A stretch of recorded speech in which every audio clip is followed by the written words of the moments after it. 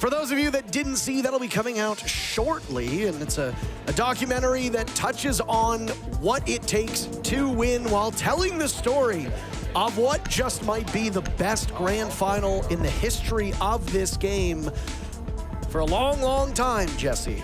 At 2018 Six Invitational between Evil Geniuses and Penta Sports was the high water mark.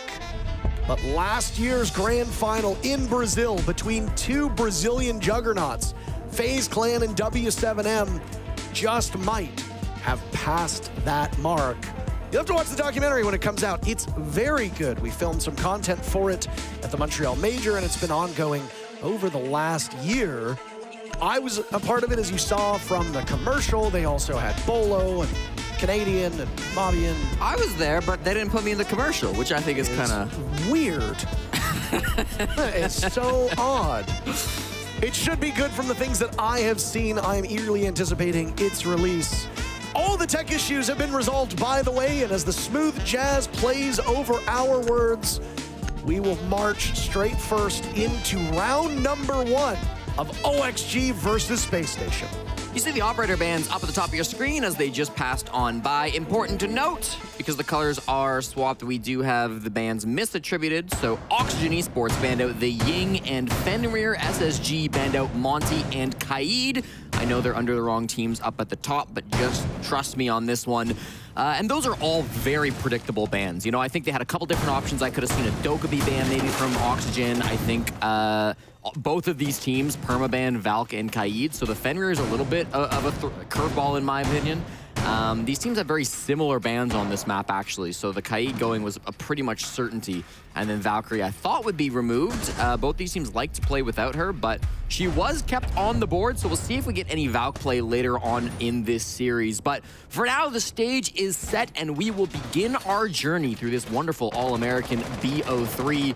I say All-American, we've got a Dane on one team and 2 Brazilians on the other, but for all intents and purposes, 2 North American teams going up against each other always tends to produce a good game at international events, and Forest is quite deep early. Not the common sight for an opening pick, but he's got the potential with this positioning inside a dirt tunnel. He saw Diaz sprint right past him, and that trigger finger was so disciplined. Forest has been a hard support player for Spacestation, to the point where he has by far and away the worst stats on the team in terms of kills. But again, when you get a support player like that, you don't necessarily need to rack them up. Impact kills were the name of the game, and Forest has the first kill of this series. Nice little map control, and that's a great play from Forest. Not only getting the opening pick, but so much space too. With no time and no util, they've got control of server. That's excellent for SSG. Going to be a immediate problem for Auction that they're going to have to find a way to solve. They've got a lot of plant denial still inside the site. They've got those Goyo canisters. They're going to have Evil Eyes as well being brought up by Diaz, but you got to wonder how long will those Evil Eyes last if Force is able to hack some of them. Oh, not long. Forest is gone, so any hacking that happened has happened, and anything that didn't will not.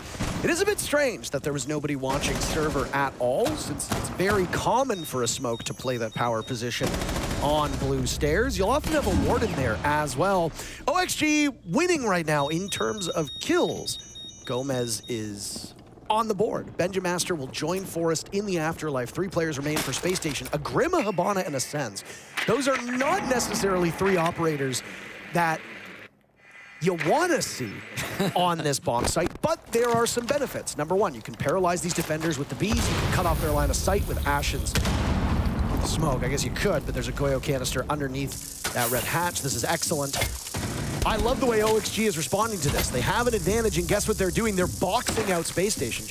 They absolutely are, Parker. They've really stalled this out. Gomez finds one more, leading Faults into a 1v4 where he likely will be stuffed out, caught in the elevator. They know exactly where he's at. They all line up, and Gomez will hit the final shot to remove Faults and start things strong. For the guys in green, Oxygen Esports will take the first round despite the shenanigans that Forest brought to that first one. They will bring it on back, and that was a really nice play. Y'all can type it in chat. Good entry. as he was caught off guard a little bit by that little movement from Forrest, but ultimately the rest of the team responded quite nicely. It's unfortunate that Forrest did go down to Diaz. Man, he was on drone, and Diaz just found a long angle onto him. It's a tough one to lose out on if you're Forrest. Through the soft wall, too. Yeah. Yaga, the pride of Marion, Iowa. We learned where Marion was, thankfully. I think it was Foxa who told us he was from Iowa. Yeah. We were trying to figure that one out. Oh, I saw Virtue in the elevator, too. He's from Melbourne. So He's from Melbourne. yeah, he's not from Perth. I made a joke about Perth, and he goes, people from Perth aren't real Australians. So I don't look, I'm not going to get in the way of a good civil war, okay? Canada likes to talk about English Canadians and French Canadians. We already got that ourselves, okay? I'm not stepping into another one. Right. But if Virtue says it, I have no choice but to believe it. That's just how it works. Well, he's the only Australian that qualified, so nobody from Perth can show up and talk their side of it. Literally work with Australians. Yeah, they didn't qualify. They lost. Xenox and Dev qualified enough to be here. Raven, the former caster, works for Ubisoft. He's here as well. I mean, there's Australians present that we could speak to. Yeah, but they're not... If they can't show their stuff on the server, then I don't think their opinion matters. That said, like... Virtue's lost every game, so he's struggling to show his stuff on the server, too. Oh, my goodness. Sorry. Man's catching strays. You see how many gray hairs he's developing? I'm graying very quickly. Hey, if he wins the next one and wins it 2-0, all will be forgiven. Thrust more frustration onto this poor man. Wow. Second round in a row where the entry for Space Station has seemingly caught OXG off guard. It was Forrest in round number 1. Now it's Ashen to pick apart Gomez. Gomez, just based on numbers and impact, was the most important player on Oxygen in the previous round. Newers will die at the hands of Benjamaster, and already Space Station have put together a better second round than we saw in round number 1. We got another one of those attackers lined up. Yaga's trying for a C4 here. Benjamaster's outside, so I mean, the silhouettes are a bit deceptive. There have been times as well when we throw up a nitro cell and somebody's on the other side of a hard wall, for example, and it looks like they're gonna kill them. Whoopsies. There's a Vault cam instead of stock, so as soon as somebody walks on in, one of the dead players can call for that. Yaga is in a dangerous situation, by the way, really struggling. He's on a drone, finds that. Diaz is over across the hall in conference, though, and might actually have a beat on this, depending on the way that's structured. If there's a soft wall over the black mirror, Yaga has the hard walls of trading that he has to deal with. Diaz is focused elsewhere, never mind. So Diaz is not really able to come to much assistance. I'm shocked Yaga's still alive, though. I mean, he's wasted a good amount of time. They've been really focused on him. They can keep 1 or 2 players on him because of their advantage, and Ashen and Fultz get very active. Yaga was the last impediment. He was spotted so early in the round, and they let him marinate, Jesse. They get the final kill, and it's a flawless round for SSG. I'm just fighting that guy the whole round, bro. They were fighting the stock guy the entire round, literally. Credit to the rest of the players, though. Collapsing in on the other defenders that were set up across the map. Started with this great entry that cleaned up Gomez. Yaga had to retake that position. Usually you want those Kiba barriers inside of stock to build yourself up a fortress. It can be really hard to play that spot without those Kibas. Credit to Yaga for existing as long as he did there. The janitor player ended up going down. A couple of those window players on SSG managed to find a couple of frags too. So we're able to really work those picks before they had to go for any sort of an execute. Nicely done by SSG, just winning their fights from around the bomb site. That will tie things up at 1. That top floor, sometimes avoided by teams, but when Azami is up and when Castle is up, especially Azami, it can be quite a strong bomb site. Wasn't quite there for OXG, and I think the early death from the Azami contributed to that quite a bit. The way they use an Azami on this map varies depending on the bomb site, but yeah, it means defending upstairs is a lot easier for the attackers. You saw how, or for the defenders, you saw how SSG ran headfirst into some of those Kiba barriers in the previous round. That was back in round 1, and well, they're great at buying time. They act as a number of things. You know, we talk about intel a lot, and they're operators that you don't necessarily think is intel operators, but kind of function similarly. Legion's a great example of that. Capkin functions as an info op, but so too does Azami. If somebody starts shooting or even meleeing a Kiba barrier, you know exactly where they are. If the barrier's not there, somebody can sit around a door frame and wait for intel. If there's a Kibia barrier on that door frame and they melee it, you know somebody is there. That's information that is only present because of your utility as a defender. Forrest is in and off to the races for yet another round. Yaga manages to get away, and that is a scary predicament as a defender to find yourself in. Yeah, all of OXG giving up top floor pretty quickly here. They don't want that smoke from Forrest on the blitz.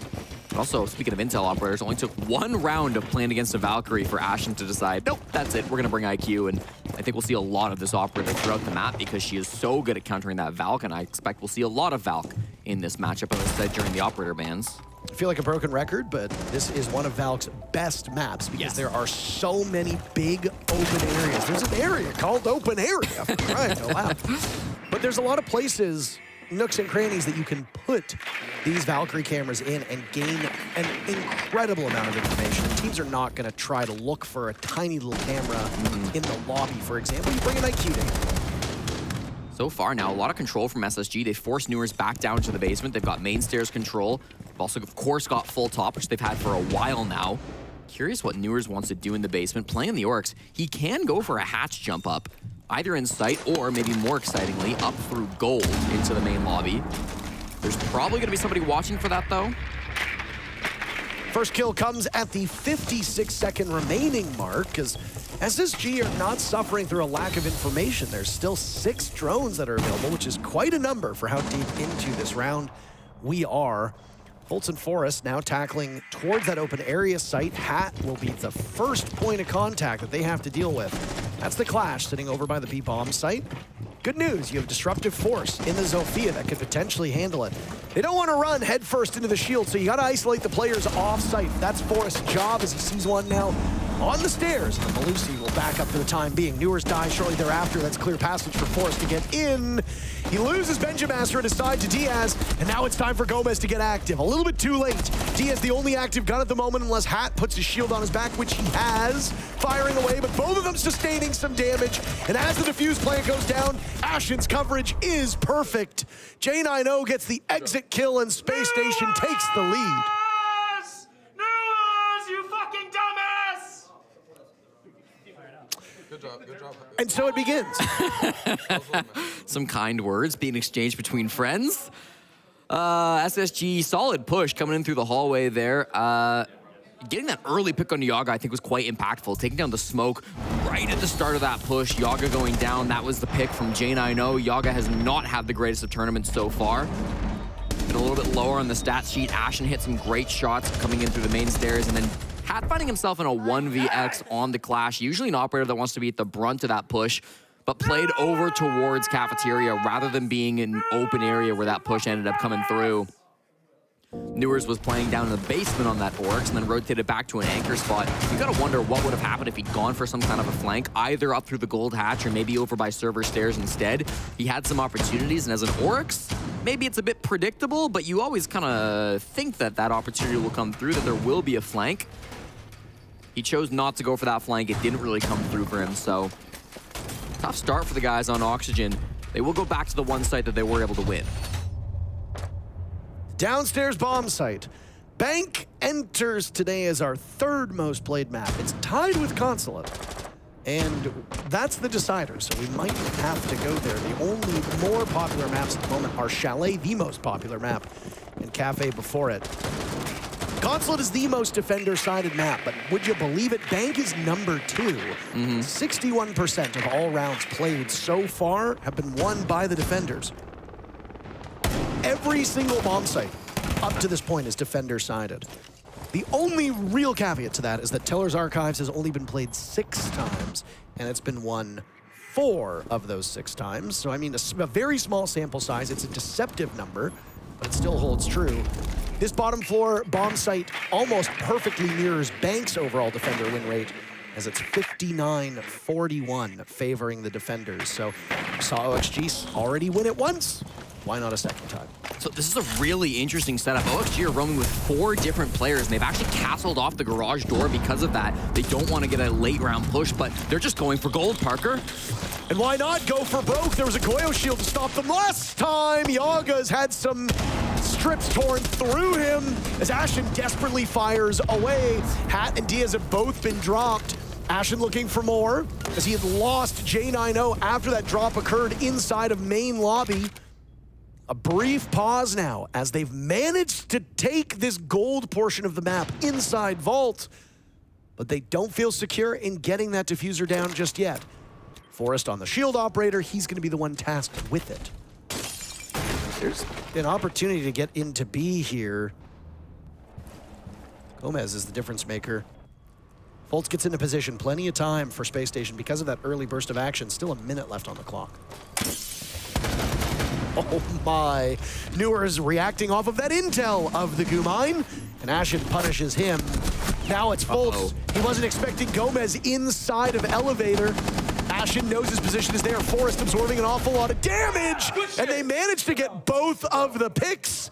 The down had come out earlier on to Gomez inside of elevator, and only a single player remained inside lockers.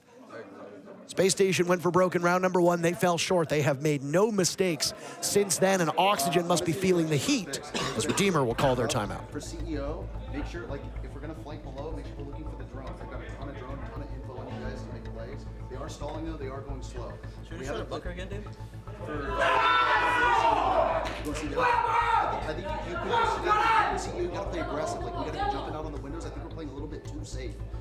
In like the mid to late round, like when it's starting to get crunch time, we need to identify something and power it. Okay, I think we're just playing a little bit too reserved, and they're just picking us off through holes and angles, and we're not even able to get in gunfights. So I think we really need to make sure. You guys want a bunker, guys, or no? Bunker or CO? We're running CO right now. Okay, let's go CO. Let's CO. CEO is fine. Just play a little bit more Issue with aggressive. CO, we just got like a single pick. Yes, yes. CEO is going to be the call, and a more aggressive playstyle will be the goal for Oxygen as we load into round number 5. Wise words from Redeemer, who's been with this team for so long. I've got to go back to round number 4, though. This was one of the most interesting setups that I've seen on Bank in a really long time, where Oxygen committed to that roam game with 4 different players, and they tried to secure the site by using the castle. But by seeing that, SSG decided, wait, we can take a lot of free space with the castle. They moved Sens and Glaz, Osa and Glaz into garage with all that free space to the castle barricade. Then they used Sens to make a safe opening onto the gold hatch so they couldn't get killed out by tellers. They rushed in through the bottom floor, both in gold and in through garage.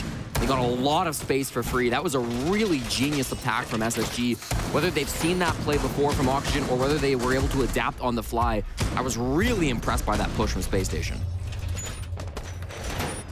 I can tell you were a fan because there was an Osa on the board and you did not tar and feather the attackers for it. I must say, Osa is, my problem with Osa in a lot of pushes is she's used for the plants, which often fails. But when you bring Osa to garage, the goal is not to plant, but it's to cover. And so I don't mind that as much. I'm glad that they get your approval.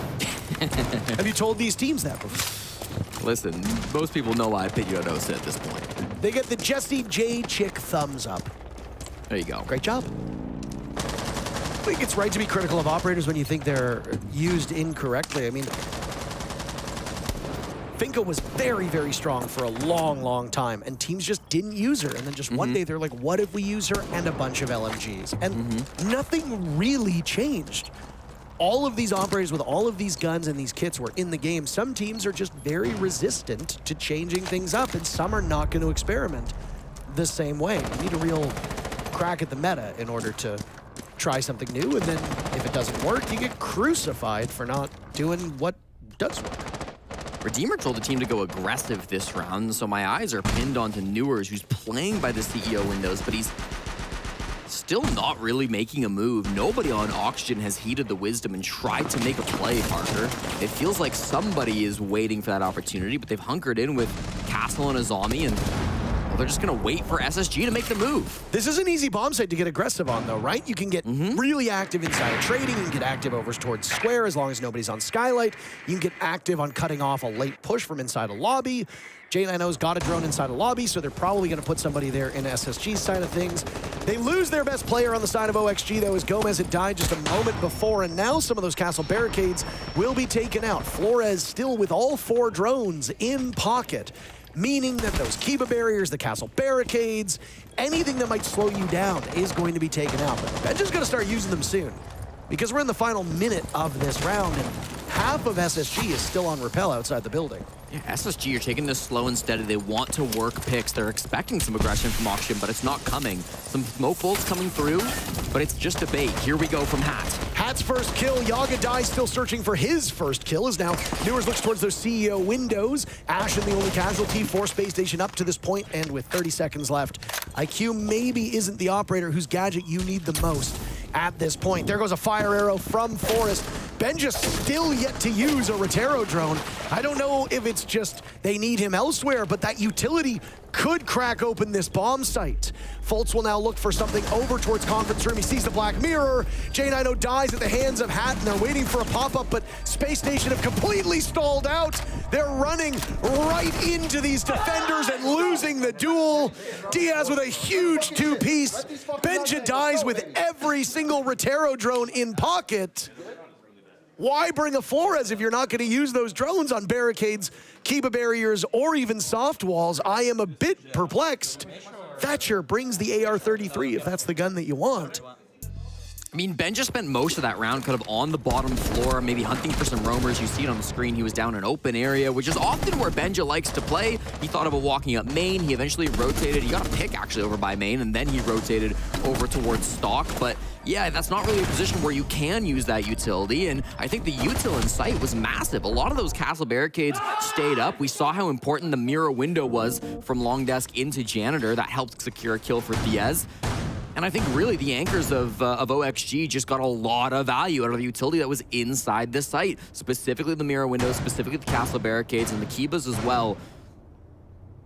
Either use some of that Rotero drones to destroy some of those castles, destroy some of those Kibas, or bring a Twitch to maybe destroy some of those mirror windows. The util clear from SSG wasn't there, and I think, honestly, a lot of the success in that round from Auction came from not getting aggressive. SSG played that very patient. I think after the TAC timeout, they realized that Auction might try to play it more aggro, so SSG slowed things down, but Auction gave them nothing to bite on, and so when it came down to 10 seconds, the site was full of util, and OXG had the advantage.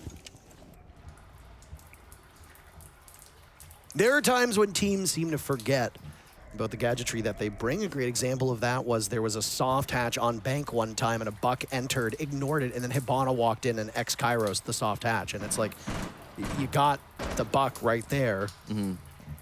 For those of you that get that reference, it's from a Pojo Man's Pro Digest. I do miss those. I know he's a civilian now and he's escaped esports, but I do wish he still made them from time to time. Yeah, Opossums has been doing very similar content recently. That's good stuff. Very, very good, yeah. Very, very good stuff. Boris is in his same old position down inside a dirt tunnel. There is once again no roam at all, so it's much more similar to round number 1 for Auction Esports. Looked like Yaga and Diaz were both watching that server area. Yaga is positioned over towards blue, but it's hard to tell, there we go, exactly where he is. Yaga's still looking for kill number 1. Yaga doesn't play as forward a role as a defender on Oxygen, so him not getting a kill is not the end of the world. Yeah. He has been in positions where he needs to be somewhat active, but he's got 3 assists, so that makes a great deal of difference.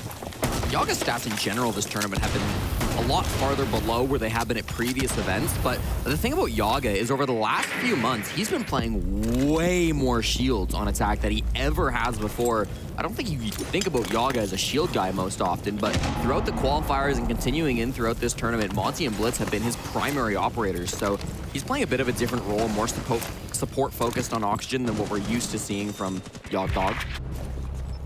The walls have been set as Ashen gets the very first pick. SSG striking first. They were successful the last time they took a crack at this bomb site. They had a very different lineup, and now Fultz greets Gomez as he blind peeks the stairs. Very limited information for Oxygen. They're trying to get aggressive. It worked in the previous round, as Redeemer had asked them to do. This time, both Newers and Gomez lose their engagements and put Oxygen in a very tough spot with not a lot of time left. This bomb site does tend to work in your favor, so you can gain something from just sitting back, but if SSG have the right tools at their disposal, they can trample you very quickly. Another falls now at the hands of Fultz as he's just running riot, and it's Diaz to try and stop a flawless round. Out goes the Nitro Cell, but he has no visibility. Fultz will have no problem getting the diffuser down. 2 kills, and the objective is excellent for the former world champion. Diaz turning over towards cash side, sees J90. The money explodes, so does J90's body. but Diaz is in no real position to affect the objective at the moment. J90 with a heaping amount of disrespect, and Forrest will finish the round. Zaga! J90 took no pleasure in that. No smile on Jack's face. Obviously very bitter about being the chosen one to die in that round, but blood for the blood god, I suppose. First half in the books, Jesse. Space Station emerges with a 4-2 lead. I think they played better this half in general. Great entry from Ashen inside a garage. He got, I think, 2 that round, and then, of course, coming through faults on the main stairs as well. We got to see that Sens buff go to work at the end in the 1v5 as DS could not see through that wall. That's a recent change inside the game if you've not been playing the most recent updates.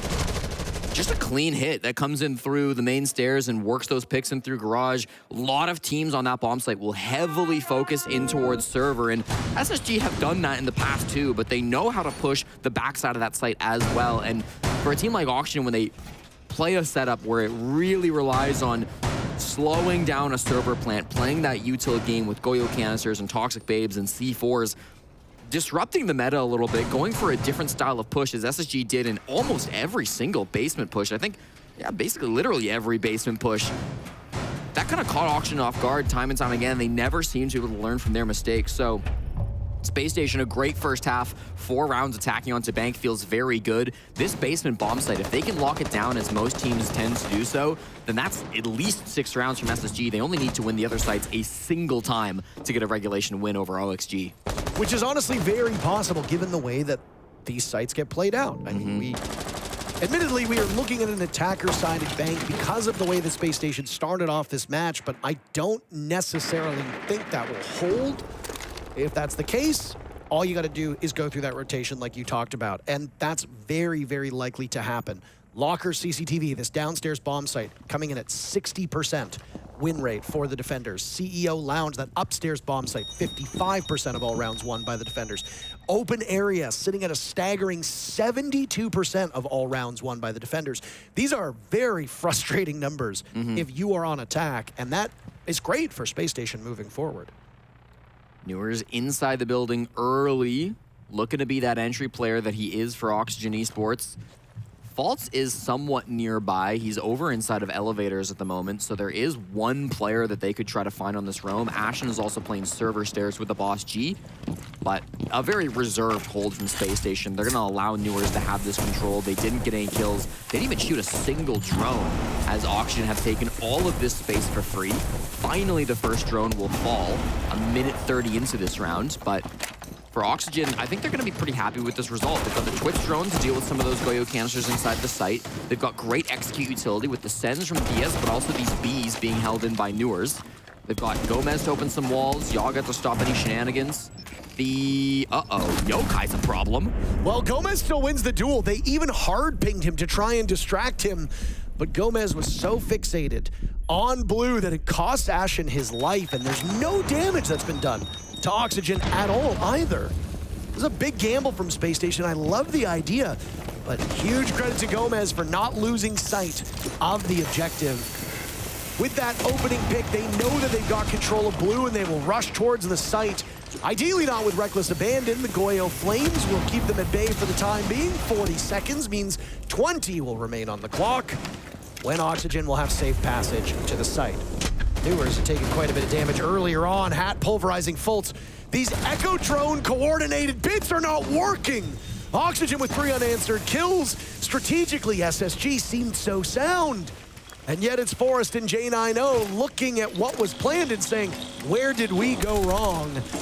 Gomez is in, getting diffuser down. Forrest tries to emerge from red. He's punished. J90, after all the typing that he did, well, he disrespects himself and his team gets flawless by OXG on the first round of the second half.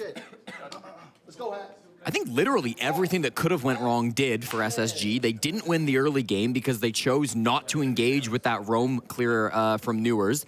They gave up open area very early compared to what we see from most teams.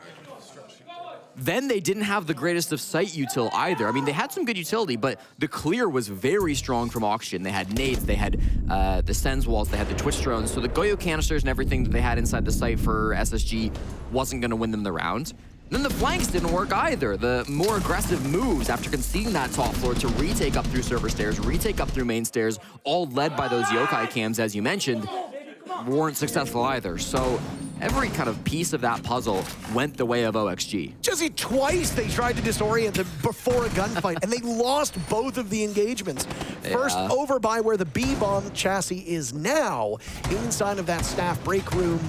Gomez was just too hard to deal with. Then they did it over towards main stairs, and they lost that fight twice. Not just once, but twice. They lose 2 players on those stairs. Again, strategically, it's so sound. But just because you got a good plan doesn't mean you can actually put it into action. And then because they had 1 yokai in open area, 1 yokai on the main stairs, they didn't have yokais to deny the plant either. You know, that plant did go down within 20 seconds. There's an IQ, so I imagine if there was a yokai in the site, it should have been shot. But even still, that's more of that site utility they had to sacrifice in order to get those aggressive plays going. Think about how boring of a 3-minute round that was for Forrest.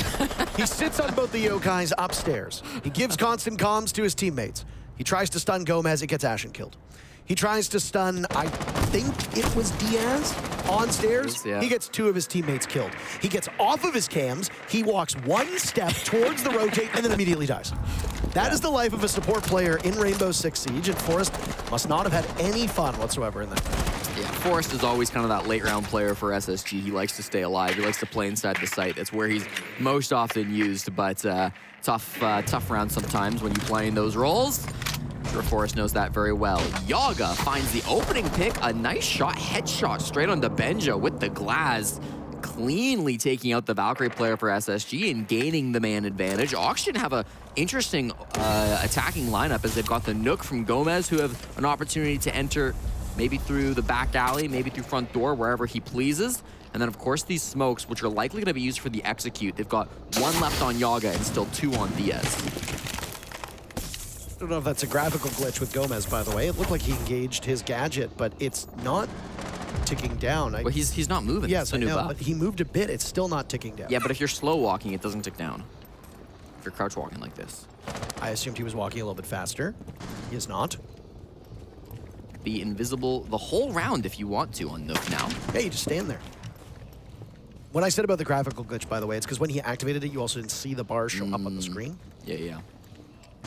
Yaga's planting. Yeah, and they just continue to narrow down these players. Gomez, hilariously, the only one to die so far on the side of OXG. But I think they'll be pretty happy with that one. Jesse, Fultz, and Ashen now trapped in a position where they're going to expose themselves to these 4 remaining Oxygen players. And just like that, the round is over. The Yog Dog shows that his bite's a little bit worse than his bark. He hasn't had a lot of kills in that round, or in this matchup in particular. 1 kill, and then he gets in, gets the diffuser down. And, well, OXG used their timeout a few rounds ago. Now it's time for Callout to speak to Spacestation. Let's listen in. If they don't get that, they're not very good. Yeah. We just gotta be able to sit around our fucking zone. Force them. Yeah. Let's go, CEO. After that thing, they go back to basement. It's up to you. Which one? We'll say. Fuck the vision.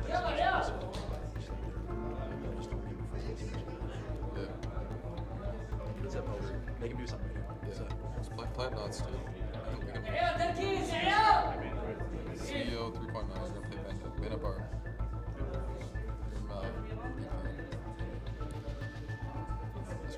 Parker, I didn't hear a damn word that called that timeout. Across the way, Falcons and Raza Company Academy are playing each other. And I mean, it sounded like Arabic. I couldn't really tell.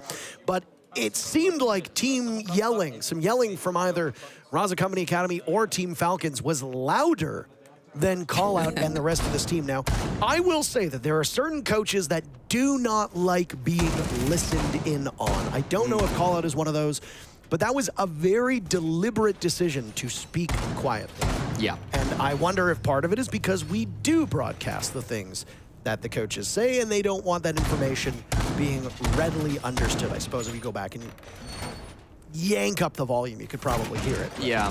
Well, I mean, SSG are not generally a team who are shy of raising their voices. Maybe they just decide that that is Ashen's job and no one else is allowed to speak. Nobody's loudly. allowed. No. Everybody else needs to save their voice, and then they donate it to Ashen so that he can keep yelling round after round, game after game. That's going to be important. That's like what we do with Tim and Emmy.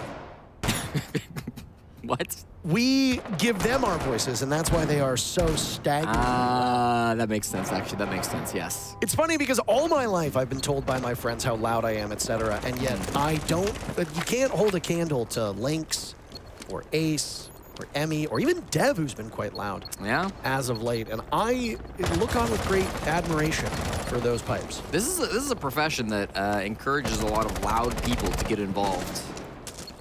Loud people who just like talking. Loud yappers. That's all we have here in Rainbow Six Siege.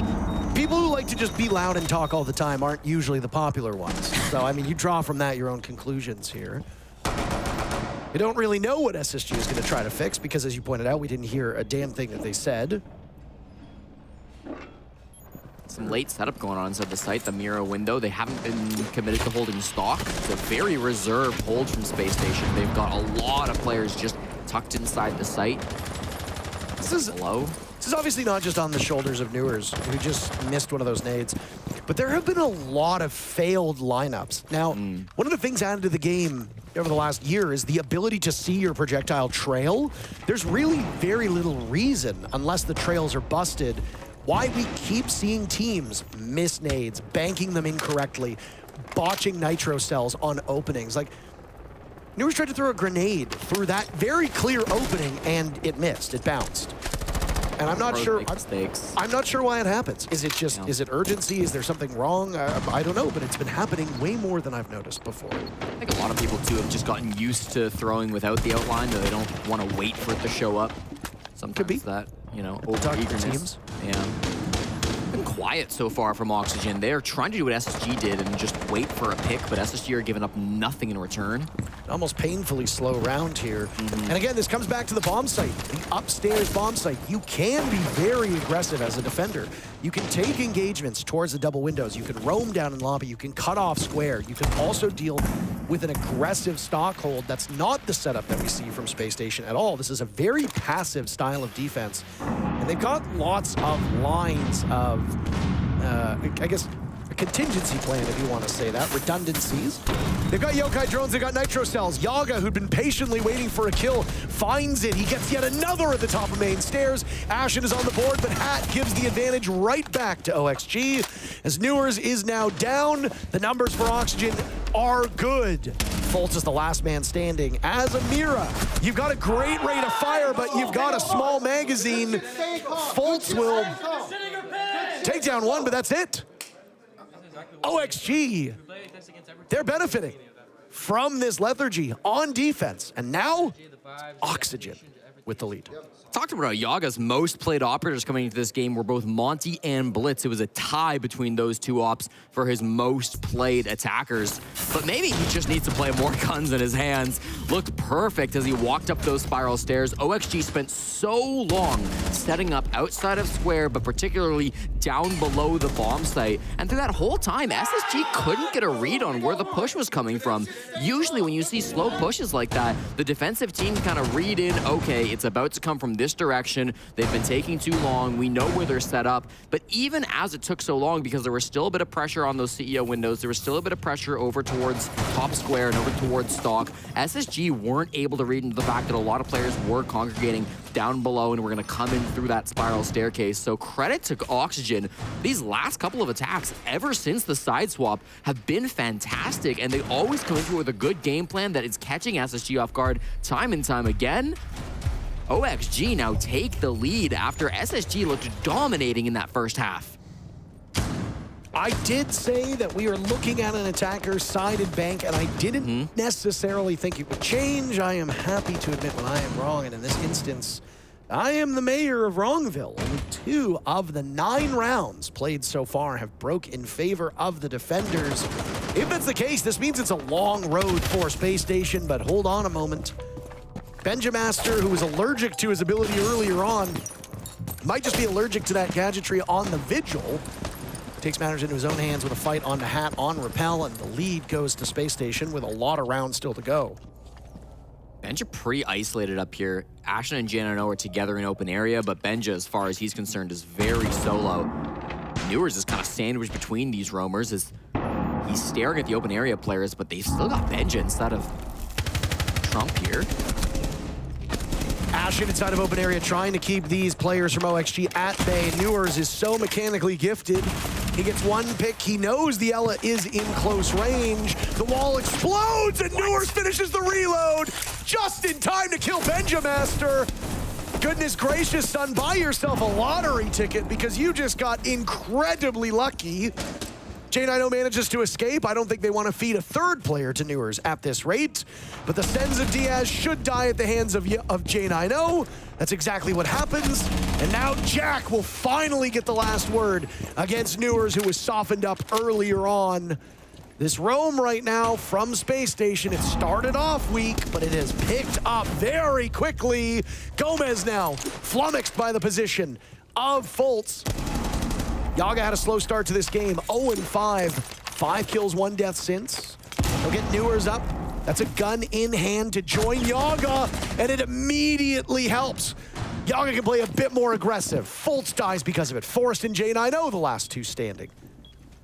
All of this action happening, none of it on the actual bomb site, Jesse. A heavy roam, and J90, what a hero he's been this round. He's going to need to find a few more. Force has actually retreated back towards server. That's not going to be an expected position. As he hears those beepers, he might get a free pick onto the player coming down server stairs. Yaga no. Forrest peeks and misses his shot. Yaga full control now with diffuser in hand. What a round for him, and Newers single-handedly carrying this team forward. J90 is stellar at wasting time. Doesn't exactly have the kit to deal with long-range engagements, but 2 players at close range? Ooh boy, Ella, eat your heart out.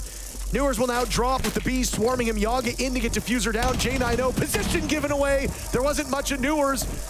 J90 struggled to get him before. He'll now go after Yaga, and the Yog Dog pops up, and he does it all this round.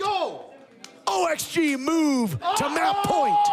These guys are actually shooting the pen. They are, bro. Yo, Liam, need some diapers? Uh-oh, bro. I will say this. I am a 34-year-old man. And hearing a pro player ask another if they need diapers on broadcast, it warms the heart. I gotta tell you, I don't care how old you are. A diaper joke, you're never expecting that. Dude. It catches you off guard. It's good. Credit to Ad for that one. And I mean, you gotta admit, when it's going up against Ashen and SSG, it hits a little bit harder, doesn't it? Yaga and Newers, what a fantastic round from the two of them.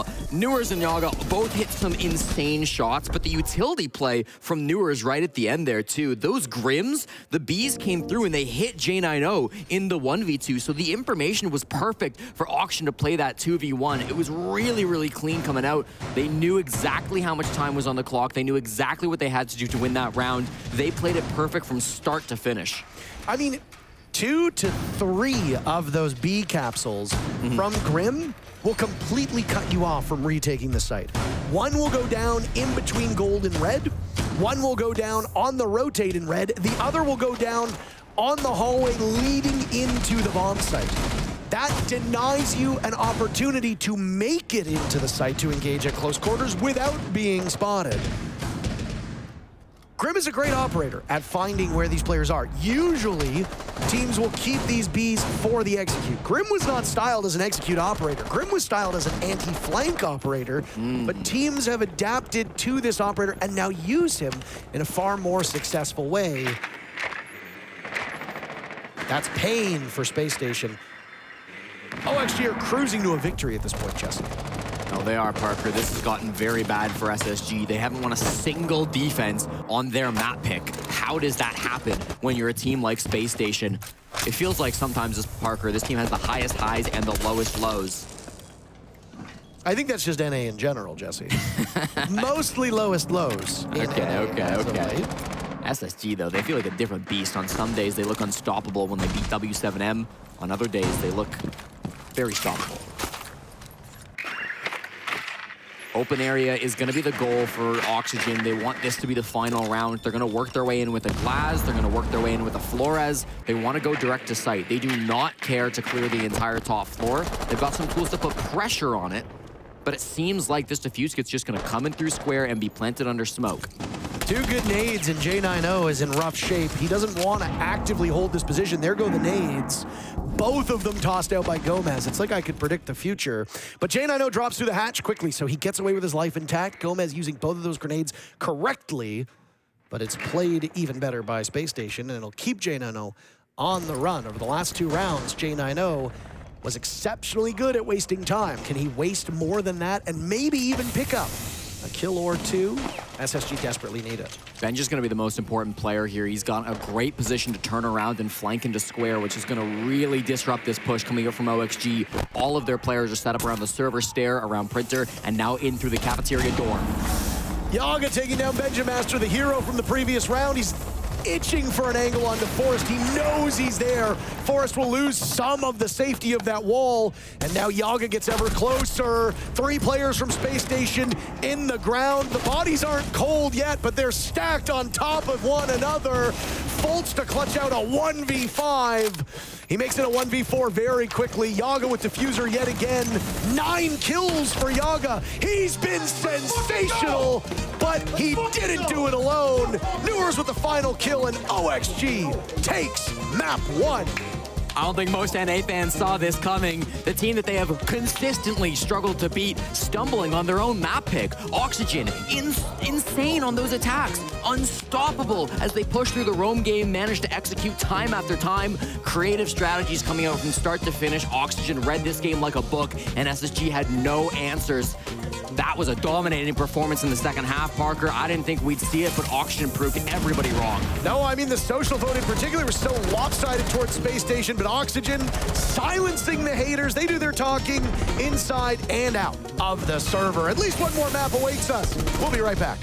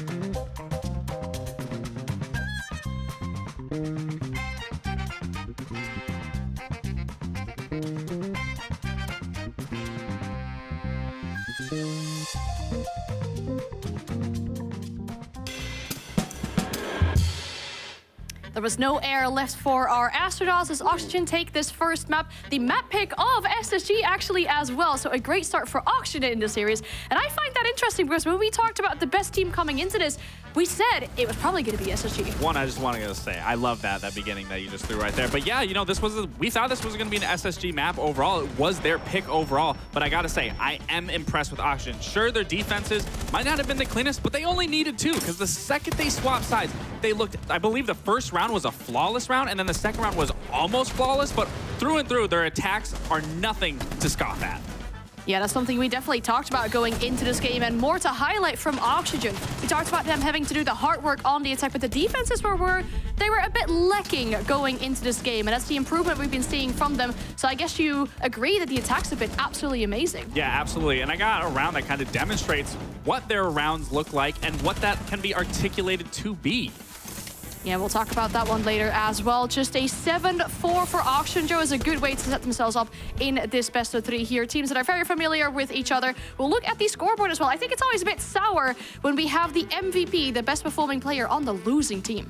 Yeah, that is a little bit unfortunate, but it's nothing to, you know, take away from this game as a whole. Again, Oxygen, they came into here, they came in ready. I don't think SSG was truly prepared for this Oxygen. They've been so used to an Oxygen that has been lacking in certain areas, lacking on pretty much on all fronts, you could say statistically, for the past 2 years.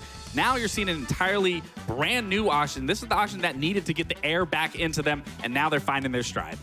Definitely good to see that. No, you had a clip about the attacks, the absolute excellence from both these two. Yes, I do. It is round 9. It truly articulates how well their attacks are. You see the 2 players outside the CEO windows jumping into big window while 2 players are coming up the red stairs. That is completely causing chaos in SSG's camp of trying to maneuver and figure out how they want to ward off this attack. What are they going to do?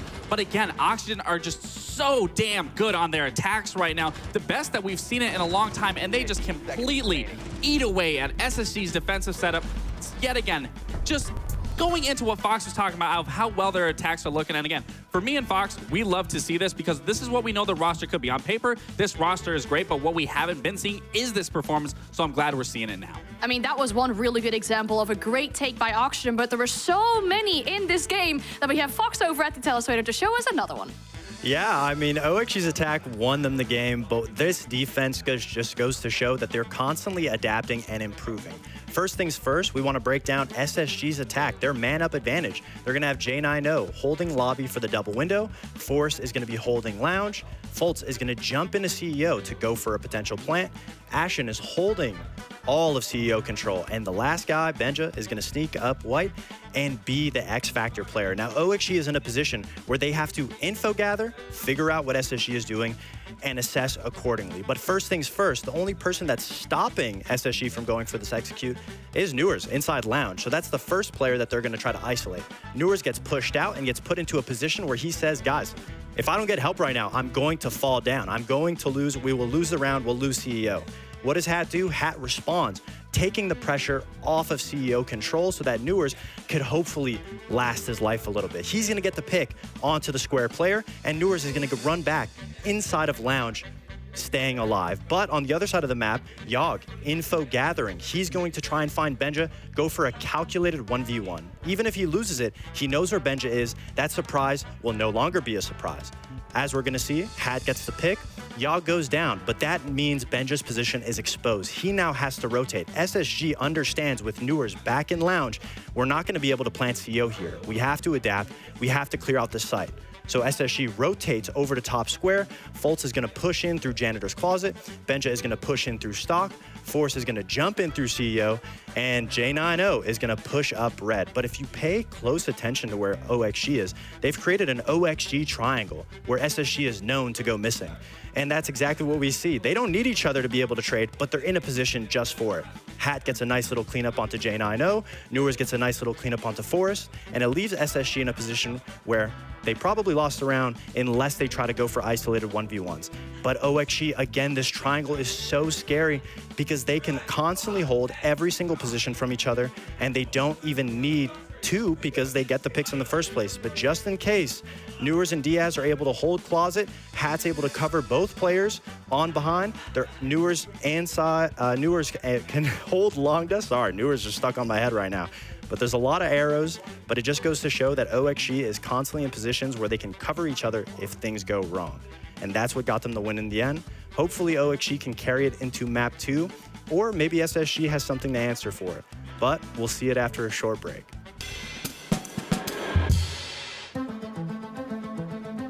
There are many great players who are not champions, who have never lifted the hammer, who might never lift the hammer. And it's not because they aren't good enough, they just might not put in what it requires to really get there.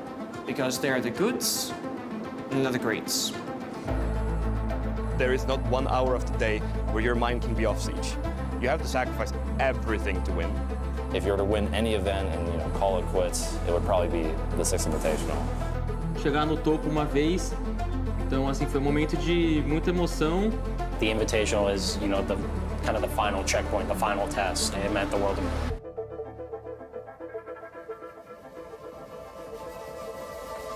History will be made here because for the first time on home soil, a Brazilian team will win a world championship. The only thing that matters is the 4 guys next to you, your coach, and the screen in front of you. No one ever really just goes and wins. You have to go through the pain, the hardships. Phase are exploding! You have to go all in, that's it. Quem perdeu foi nós tudo ali, e a gente que vai virar isso aqui agora. Você tem que confiar muito no seu time. Não vamos desistir, não vamos desistir. Down here, Sakiami, and brought it all the way back! Fácil demais, porra! When you truly want to become the best, you truly have to believe that you are, because you have to play it 100%.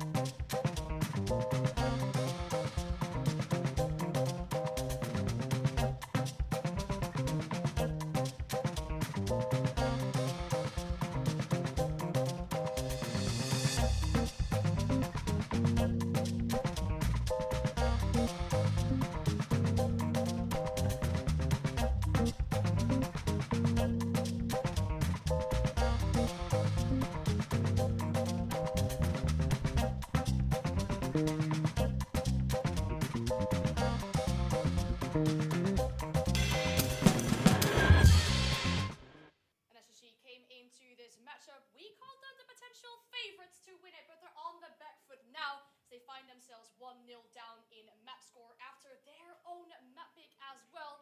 We're now going to go to Labs. This is Oxygen's map pick. We talked about the attacks. Oxygen will be starting on the attack as well. What is going to happen? I mean, I think OXG at the rate that they're playing right now, I mean, they're so strong to stop. You're going to have to cool them down on their momentum. Yeah. I mean, they're the 3rd best attacking team in the tournament, and obviously we saw how dominant they were on their attacks. That really wasn't the issue. Testing, their 1, 2, 3. defenses were the issues coming in, and obviously they instantly auto-corrected that. They fixed it. We highlighted in the breakdown. They only need 1 or 2 rounds because their attacks are so dominant. On a map like Labs, attacks are everything. If you get a good lead on attack, then you're sitting pretty on defense. Did we hear anything through that? Yeah, Nothing. absolutely. I think the biggest thing, I mean, for their attacks we heard alone, nothing through is that they last didn't part? need to abuse meta. They didn't need to bring shields. They didn't need to bring blitz. They were using glass. They were using those smokes. They were just playing off one another, getting that util, getting that information, even off of those Zofia canisters. I mean, there are so many things that Oxygen is just doing that we haven't seen from them in such a long time. So again, for me, this is great for Oxygen. You're going to be starting out on your attack. You're already hot on it. For SSG, what I'm going to need to be seeing is problem solving, playing off one another. Nice thing about Nighthaven Labs, it is very small of a map, so you should be forced to be playing with one another. But if you can't seem to pick apart this attack and what they're going to be bringing towards you, you're going to be struggling through and through with each and every single round. So again, you can't be relying on your operators. You got to be relying on your teamwork. SSG has to surprise OXG. They have to bring the aggression because right now, the fundamentals, I agree. That's what OXG is hitting right now. Just the trades, just playing off of each other, and they're hitting shots right now. And that's so hard to break, especially with momentum. So if you want to break their stride, you need to take it to them. I mean, if there's a player that can do it, it could be Ashen. I mean, he still had a great map last map. He's still loud as always. Yeah. So that'll be the one X factor variable that could stop that. Yeah, well, he really talks that talk, but can he walk the walk as well to keep SSG in this matchup? We're gonna go find out on the second map of the series, Nighthaven Labs. Thank you so very much. Always great to hear from the desk. And again, the insight that can be brought by 2 players who played on OXG. It's always really nice to hear what they have to add. I mean, you don't need to be a former player of Oxygen to watch that match and be able to talk about it. Certainly not. And actually, I think the thing I enjoyed most from our desk was their use of statistics, because Foxay brought up that OXG are the 3rd best attacking team through this tournament, and he was correct. Oxygen have been great on attack all tournament long, so maybe we shouldn't be so surprised how strong their attacks were on Bank for map number 1. They came in with some excellent plans, some excellent ideas of how they wanted to play that map, so great on OXG, but can they continue it through the first half of Nighthaven Labs? That's going to be the question. Because it's their map pick, you got to assume that they would be able to, but let's jump right into the operator bands and figure out what we're going to take off the board. Starting with SSG, I would think maybe a Ying. I don't know. It was hard to predict. It will be the Monty instead. So wanting to remove that shield. As I mentioned, Yaga's been playing a ton of shields for the last couple of months for Oxygen. And honestly, with the way he was playing with a gun in his hand in that last map, I was thinking maybe they wanted him on the Monty because that was threatening from the Yog Dog. But no, they will take it out instead. Maverick becoming an extremely popular ban on this map because he is so good on that main breach down in the basement, especially if you're going for an exo plant. So we see a lot of good Mav bans. Also strong, of course, for the IT wall. Tubera will be our next ban. That was Oxygen's perma ban on this map. Not perma, but it's their most common for sure. And then I would expect an Azami or Kaij to come out next from SSG, and they will be tried and true. The Azami taken off the board in their matchup here against Oxygen Esports. So the stage is set, and we are getting ready to jump into this matchup. Oxygen once again in a precarious situation where they are desperately trying to 2-0 SSG so that they can lock themselves into the upper bracket. Community poll tightened as well. I don't know if you saw those numbers, but the people are becoming believers in Oxygen. Me too. You're an OXG believer now? I am. I mean, they played extremely well map number 1, Parker. They really did, Jesse. I think they have what it takes to win map 1. What do you think? To win map 1? I think so. I think Oxygen are a team that are capable of taking map 1 against SSG. I would have to agree with that. Don't know why we're starting on map 2 first. That's very bizarre. But here we are. Nighthaven Labs and Bank. What similarities do they have and how do they differ? Nighthaven Labs is directly in the middle of the pack when it comes to most picked rates. Most pick rate, there's 3 maps that have been picked less times than Nighthaven Labs, though it should tie layer and it will close in on consulate now as well. Nighthaven Labs is returning to a designation it had for a lot of other events, which is that it is the 50-50 map. Yeah. 53% of all rounds played won by the defenders, 47% for the attackers. Command center and server, upstairs. Assembly and tank, on the bottom floor, and then storage and control room on the main floor are the only 3 bomb sites that have been played. That kitchen site that we've talked about before has never shown up. 2 of those bomb sites, by the way, with positive win rates for the defenders. The bottom floor site skews towards the attackers. So if you expect to have a 2-1 quarter or a 4-2 first half, presumably the attackers should be able to win those bottom floor bomb sites both times that they occur, should they occur 2 times. With the zombie band out, Raptors, as always, will be very difficult for these teams to hold. And it was given up very early by SSG. The bomb site's down below, so maybe not too much of a surprise. Oh, my Ashen. Caught up on the roam game, of course, no help either. Faults is around the top floor, so is Benja, but... when Newers is on, he's on. Ashen has shown consistency issues throughout this tournament. Newers has as well. Both of these teams have had pronounced struggles. Ashen will bleed out inside of Electrical. Will they be able to follow up on the side of OXG in time? Will they bait him for a kill? It looks like Ashen is being left to die on his lonesome. Gomez will get the kill on the kill feed, but ultimately it goes to Newers. That's the way that this game works. If you get the down, you're the one who ultimately gets the tally, even if it doesn't show up on that kill feed. Oxygen needed a strong start. They've already got it. And a potential another pickup as Gomez is quickly working his way towards the cargo stairs. The nade will force them back, though, and he's not going to try to get a pick off that. Maybe blow through the hatch. It was opened by the defense, and now that could come back to punish them. But it looks like he's going to back off as the Nitrocell flies through the hatch instead. The missed opportunity from Newers. That R4C maybe just a bit too unwieldy through those rails. Yaga on the board very early. It took him 6 rounds to get his first kill on Bank. He's already got one quickly. Benja will fire back. Down goes Newers. That boogie drone will sit and wait, haunt them, as it could be just tearing through that floor, but will not. Benja, an opportunity to now go above with 30 seconds left. Yeah, I mean, 30 seconds, you're gonna go top floor if you're Benja. Surely OXG have to just ignore that and hit the site. Hat in a plant spot, and these smoke grenades will cover.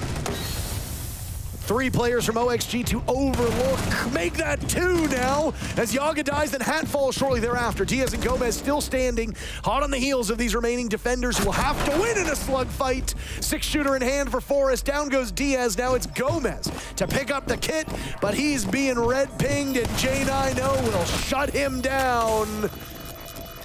Jack did some talking in chat in the previous map, and he did some talking in the server. This time, the war of words will result in a victory for Space Station. A great start from OXG, but they don't end up winning the round. Space Station does. At the very end of that round, Hat saw the problem, but he didn't have time to deal with it. As soon as he went for that plant, he noted the bulletproof camera. He pinged it for his teammates, but there was nothing he could do but hold F, and that bulletproof, of course, was being manned by Faults from the grave, and he was doing a great job of calling the information to his teammates, letting them know when the plant was happening. It was easy at that point to swing out of the smoke from the defense and clean up that planter so that they could not get the objective down onto the ground. Beautifully done by SSG. The roam game started scrappy. Obviously, Ashen went down early. Faults then tried to roam as well, was cleaned up by Yaga. Benja found some success on the roam and eventually made it back to site. He was probably the best of the 3 roamers we saw from SSG, but it was those site players for me, both Forrest and J9O, that really clutched up and were able to play off that util that was in the site. It was not a setup that had many resources for the bottom floor, but the resources that they brought, particularly that bulletproof cam inside a tank, was exactly what was needed to make sure that they could stop that plant. Defenders already winning the least safe site of the 3 that are played. It's great for Space Station, but I don't want to get ahead of myself here, Jesse, because it was on Bank where I said, well, it's a defender-sided map, and you know, with the way that Space Station's been playing, I think they're going to do very, very well as a defender, and then they got absolutely smoked. So, predictions are only as good as the person who makes them and the information that you have to make them off of, and I'm not going to say I'm bad, I'm going to say the information is. What is this setup, Benja? This is the most aggressive Mira play I have ever seen on the connector wall. He's got it electrified by Forrest Electro Claw. And you can see OXG have paused for a moment with this. They could Selma it, but of course they've got to deal with that Claw first. Looks like they might be bringing over some EMPs. Gomez has some of those. They're only pocket EMPs, so they'll have to be precise with it. This is definitely slowing them down in the early round, but I can't imagine they're going to get a pick off this. Ben's just going to have to hit some ridiculous shots to actually get a frag. He's in such a precarious position here. I mean, now he's going to get a drop from the Dokkaebi, completely misses vision. He tried to drone him out, he will eject. Oh my, what a bait that was. J90 had the cross the whole time. Hat answers back by taking care of J90, so OXG seemed to suspect this would happen, but they were just a little bit too slow to action upon it. The damage is already done, so you just gotta walk through the remainder of this round knowing that a second could make or break an entire round. Logic Bomb still went off though, so I guess some saving grace. Gomez being gone. So many players over by meeting, by the way. Bomb site is beneath them. It's inside a kitchen, so this is such an interesting setup. Here comes Yaga. He does find Ashton, so that man count keeps getting worse. Benja, big one on the hat. That's the big flank that will now tilt things in favor of SSG. Benja and Forrest both on 3 kills, leading the way on this team. Forrest was towards the top of the scoreboard on Bank, which is something that's a bit abnormal with the way that he plays and the role that he plays. Could be a worrying sign. It means that the other players aren't doing the job. Forrest will add 1 more kill to his tally. Fultz gets on the board as well, and SSG answers back. That was really cool. That kitchen bomb site I often talk about as one of the least holdable sites in the game, not even just on Nighthaven. But SSG brought a really unique take to it. They know how difficult it is to hold kitchen on this bomb site when you lose that top floor. So they said, let's hold everybody on that top floor. Let's play hyper aggressive. Let's take the gunfights to them. Let's run this really cool mirror window setup with players in and around the lobby stairs as well. That was a sick hold from SSG, and I don't think Oxygen were ready for it. Nicely done. It feels like both teams are so ready for their opponent's map picks. This was the initial frag from J90. Because the door was still barricaded, Oxygen didn't expect the first pick to come from that direction. They thought it was still going to be flanked up. And then obviously those players down below working on the vert picks as well, able to support from the bottom floor. Nicely done by SSG. That was a really cool setup. I like that.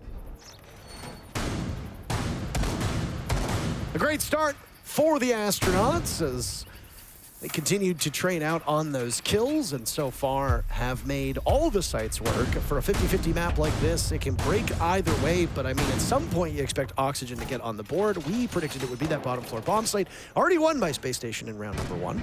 And it's crazy too that SSG, they're up 2-0 on defense, and now in round 3, they get to play the strongest side on this map. They get to go top floor. The numbers for this bomb site, by the way, 58% of the rounds won. As you point out, the strongest bomb site statistically. I mean, I know that the other main floor bomb site's not particularly good, but surely somebody's going to pull it out at some point, right? Well, I mean, they just did. They pulled kitchen. That's typically the 4th site, right? People play storage every now and again, pretty often. But SSG now they don't have to because they've got that great win on kitchen. If numbers come out, that will be the first play that we've seen on kitchen. Well, it just was. Yeah. There are, by the way, there are currently some server issues with some of the stat tracking that we do. The websites are not working, which means that we aren't using up-to-date data, so we are going off of speculation for the most part. So if you hear things that might sound a little bit goofy at the moment, I promise you this is not an excuse. It is just us, fortunately, suffering through internet issues, which happen from time to time. I mean, hey, they've literally affected the game before. Yeah, internet issues. I think the router put down by Benja was kind of causing some issues for Newers too, his gadget. Yeah. Failing to go off there. No failures from Benjamaster though. Brilliant shot through the floorboards onto the head of Gomez. I don't think they can mute jam our actual ability to play this game though. I don't think it extends that far. Benjamaster been playing off of these mirror windows that have been set down in the previous round and now here too, as he doesn't want to deal with that IT wall. He could have ejected the black mirror, but he doesn't. He tried to wander back to the bomb site, but Newers actually caught him dead to rights. Of course, he's yet to die through these 2 rounds. He's the only immortal player up to this point. An unkillable beast on the side of SSG. If OXG wins a round, eventually Forrest should die, right? I mean, it's just how it should go. Unless Forrest decides to keep away and then they plant the diffuser and Forrest does nothing for it. Nope. Another very slow round here as now IT wall will get opened up. Taking advantage of the ejected mirror window, and there's a vaultable area on in created by the Selmas. So safer passage towards the bomb site. A botched fight by Ashen, as Hat doesn't just get one, but two. Ashen's inability to get the kill results in 2 from Hat. The rest of OXG gets on the board, and those guys in green, they get their very first round. Beautiful play from the newest member of Oxygen Esports, Hat. Couple of big, impactful picks there over towards Connector. After playing 2 full years as a professional R6 player, this is Hat's first ever event, and he's been solid so far for Oxygen as their support player. A lot of people were kind of confused when Hat joined as the support player because it wasn't a role that he had really been experienced with before joining Oxygen Esports, but he's been great on this ever since he's joined the team. Newers as well, contributing some entries, of course, over towards the Rafters in this round. They didn't have too much map control on the side of Oxygen. They really just cleaned up some kills inside a Connector and from Rafters. They were pretty far from sight that whole push, but SSG maybe just aggressed a little bit too far outside of their bomb site, got a bit over eager, and that got immediately punished by Oxygen. As we saw back in map number 1, both of these teams are very capable of fixing your mistakes for you before you can fix them for yourself. And that is not a good thing. Don't be like, oh, that's really nice of them. No, that's not what I mean. What I mean is that if you make a misstep, they're going to punish you for it. Ashen failing to control recoil at close range directly resulted in Hat killing him, then getting another kill. Now, mind you, Oxygen then picked up 2 kills right after and won the round, but if they hadn't, Hat would have had full control of Electrical, took out 2 very important defenders, and then been able to take command of Electrical and look towards the bomb site and do some even greater damage, putting more stress on those last 2 players from Space Station.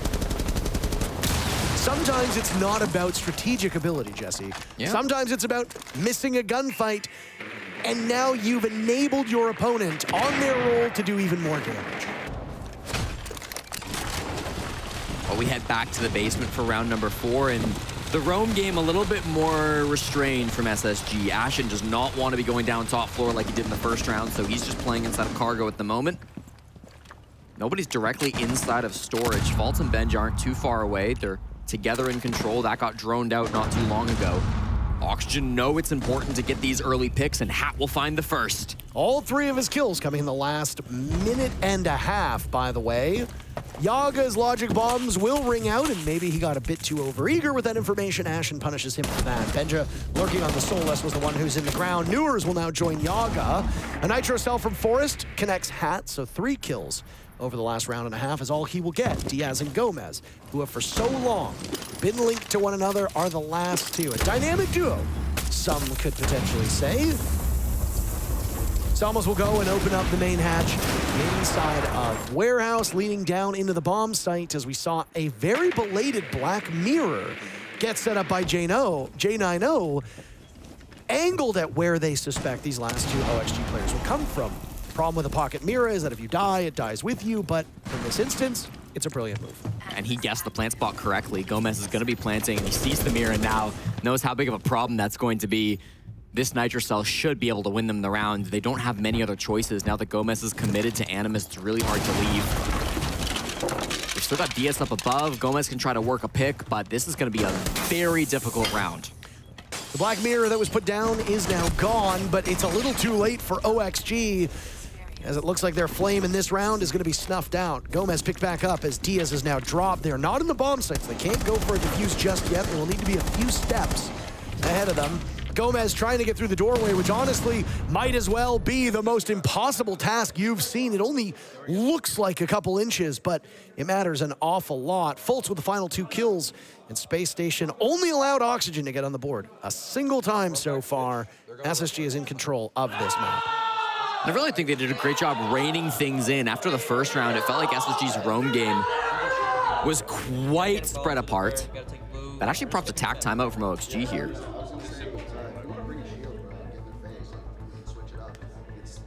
Clears are really slow, and we're not all bodied up for the trade. They either go kitch or they might go storage. They haven't gone storage yet, so they could go storage. I think anything where we're like clearing util in their site to make them come back to site and then take the gaps. Like there's a ton of gaps on these guys. We're very like predictable on our attacks, and they're just like layering after they get the pick. So like we just need to go a little bit quicker. I think a shield can speed it up. If you don't want to go shield, we just need to be bodied up. We got to be moving quicker. We're playing way too slow. I want a Blackbeard. Listen, you guys got this. Let's get a couple rounds on attack.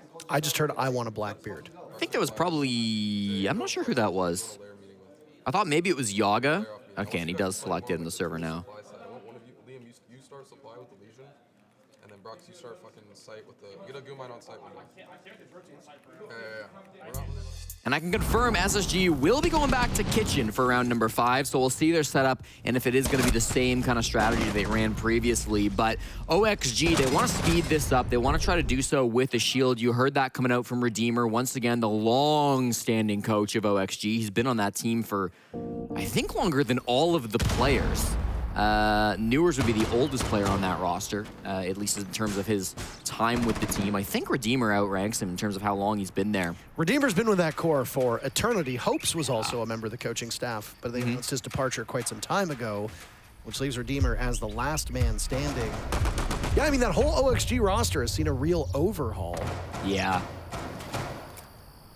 Since they were at SI 2 years ago, they've just kind of been making roster move after roster move after roster move, and nothing really clicked until now, finally, when they were able to win that NALCQ. And frankly, they've had a pretty decent run here at the Six Invitational. Not all smiles, but certainly I think have done better than a lot of people gave them credit for. And we can see the setup from SSG. No longer are they going to be running that Mira window on the top floor to try to play aggressively, and so it's going to be free for Half to open this wall. No electricity, no Mira windows. Instead, they're relying on Force on the Clash, who's playing down towards the lobby, and the top floor is being very loosely held. Benjamaster and Jane, I know, the only players wanting to commit to this top floor. One thing that we did pick up with Redeemer saying about them playing a little too passively does also track with what they said on map number 1, was that they needed to be more aggressive, and it worked. I mean, OXG woke up after that pep talk. Bank is a map that allows you to get very aggressive, though. It is a big map. If you have a deficit of information, you can get very easily caught by a flank. It allows roamers to do so well.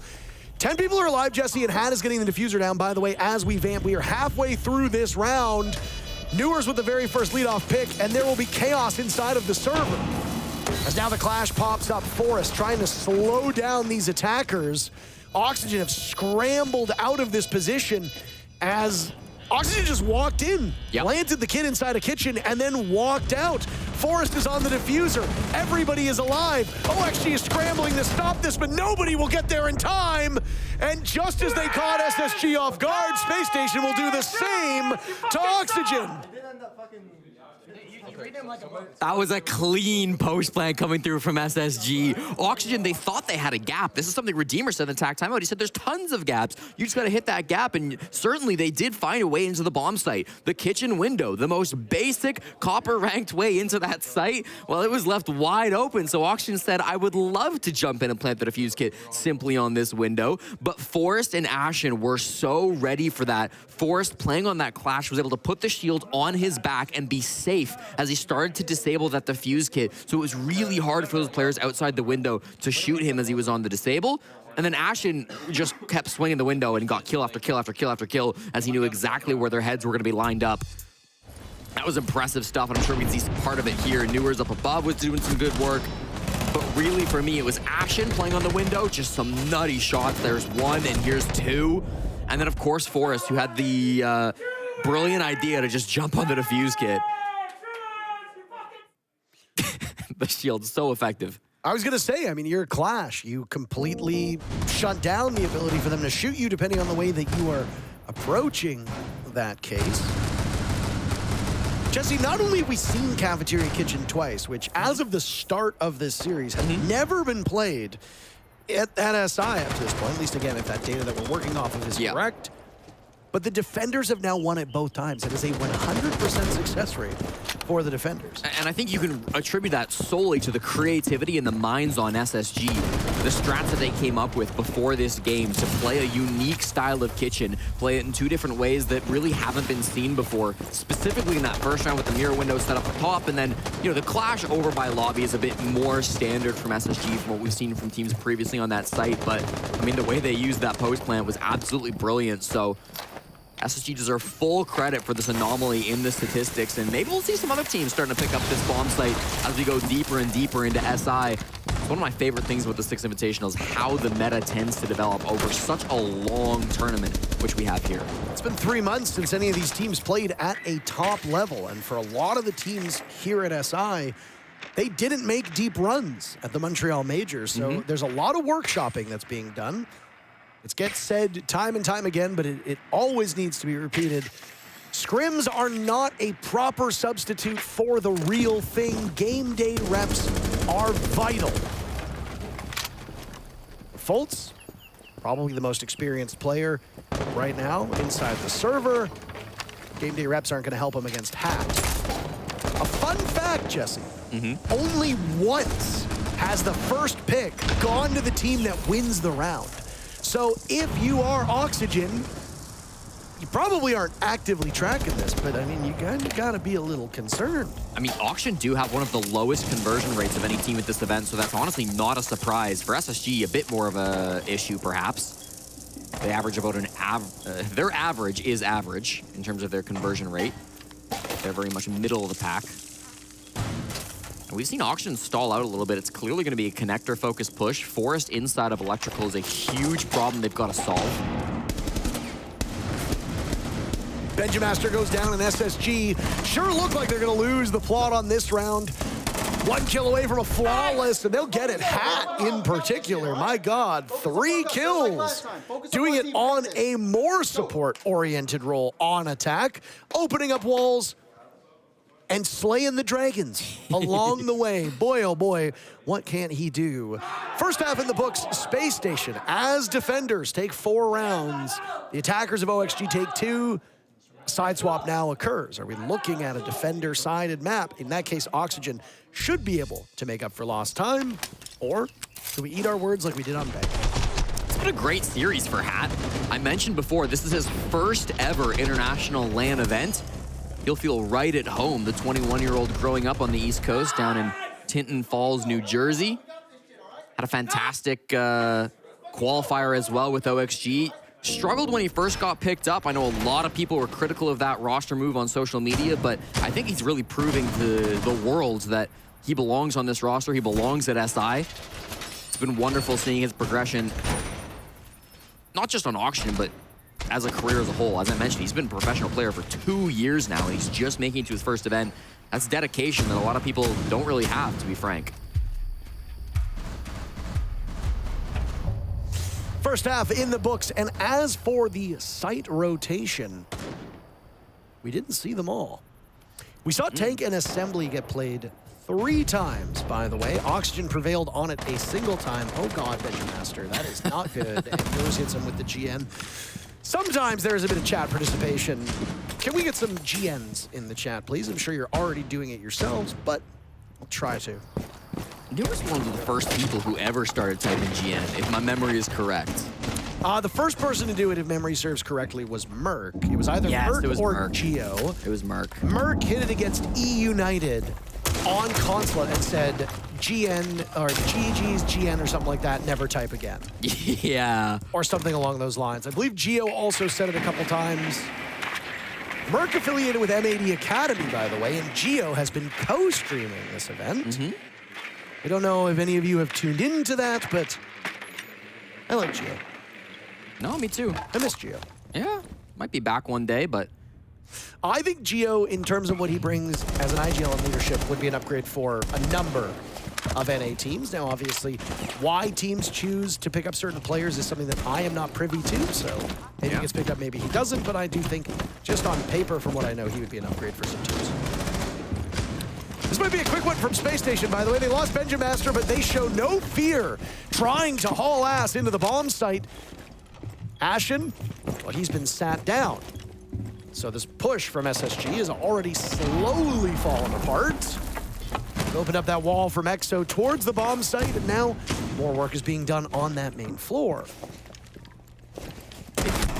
Oh, okay. Hat's luck ran out, Jesse. He had a great previous round. He looked like he was going to go for some more. Fultz doesn't sustain a single point of damage as we hit the 1 minute to go mark. And Fultz finds another. Collapses on Newers as he tries through the rotate. Main floor control should be very firmly in the hands of Space Station. They go about opening up sight lines to make life a little bit less comfortable for the OXG defenders. Smart to go back upstairs to kind of regain that man advantage. Now they'll come into the plant, but the shield, no, not quite. They wanted the Blackbeard on the side of OXG when they were on attack. Now they have to deal with it as defenders, and they handle it quite well. Diaz only has 1 kill so far, so they'll need a big impact round from him. Yaga with 5. Not exactly leading this team. Fultz taking an awful lot of damage. There's Diaz on the board to go positive. No! He's a target dummy against J90. Valcam in sight to give information. And now from above, Yaga with a super shorty in hand will wait an agonizingly long period of time to open this up. Still getting pinged away at. J90 going for the engagement and will now go back. Vision has been robbed, but Yaga will go for the rotate through the hatch. J90 attempted the plant right as it hit 0-0-0, but doesn't get it in time. The clock gives the round to OXG, and you can see the frustration on the face of J90. And you can't see it, but let me tell you, the chat just lit up for Oxygen players. Type into that 1v1. Uh-oh, nervous with how much intel there was in the site. Obviously, J90 wanted to get that defuse kit down, but there was a Valcam in sight, then there was a bulletproof in sight, and he kept getting pinged, and then he wanted to change his site rotation or his plant swap because it was going to be too obvious. And then, you know, there were so many mind games getting played. Ultimately, he got the short end of the stick. You don't expect there to be so many levels of redundancy. You know, there's a Valcam in sight and a bulletproof. Most people think, okay, there's one or the other. So you go in, you're a bit tunnel visioned, and you're focused on getting the objective down. And suddenly you're like, wait, why am I still getting hit? And I actually think it was a really heads-up play for J90 to stop before he went for the initial plant and look around the ceiling, and he spotted the Valcam. And I was thinking to myself, wow, you know, that's really heads up. He didn't even try to plant. He knows there's a camera on him, and then he was still getting red pinged. And I was like, wait a minute, what? And then, of course, there was the bulletproof camera that he had to deal with, too. So, yeah, that was a tough one for J90. Obviously, almost making the comeback off of some brilliant plays from Fultz. The team captain currently attending his 6th straight Six Invitational. I remember when I used to cast him teaming with Merc all the way back in Challenger League. That was OB, wasn't it? OC, yes. Organized Chaos. Merc, of course, moved on to higher heights. SI champion, of course, but then also now coaching Stompin'. That'll be a new career high. I will admit, I don't use Twitter much these days. Uh-huh. I'm not going to get into why, because it doesn't matter. But the amount of times that a player in North America plays badly and all the chatters just say, you know, Stompin's coming for your job. And I'm like, man, this guy's going to be playing for 5 teams by the end of it. Everybody wants a piece. Yeah, well, he's currently signed to M80 Academy, so I assume they'd get first dibs if he does make it into Tier 1. He's not 18 yet. He will turn 18, I believe, next month, if my memory is correct. Okay. Plenty of time to make a major somewhere down the line.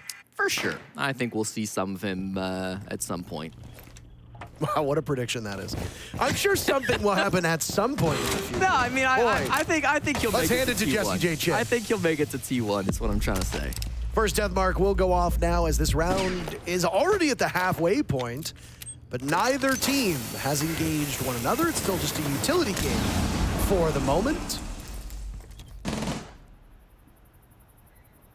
Calm before more calm, and then maybe some calm, and then hopefully the storm. Yeah, well, I mean, SST are going to need to make some kind of a storm here. Raptor's still somewhat being held. Newers is on the opposite side of this wall, but they could pressure it. Scott was about to say, this gunfight from Fultz is really going to set the tempo for this next round. Because if he dies, that means somebody from OXG can now move up with a bit more confidence. Somebody from SSG might have to take up that same space on Raptors. If they don't have time to get over there, then the next person in IT is going to be even a more precarious spot. That's J9O who's going to try to fight his way out here. If J9O cannot catch one of these OXG players looking the wrong way, trouble will brew for Space Station. Benjamaster's the one up on rafters. Gomez thinks he is the all clear. He's wrong, and he pays for it dearly with his life. J9O desperate for some information. Hat comes alive. J9O does get the cross a bit too late, but Benja and J9O are slaughtering everybody.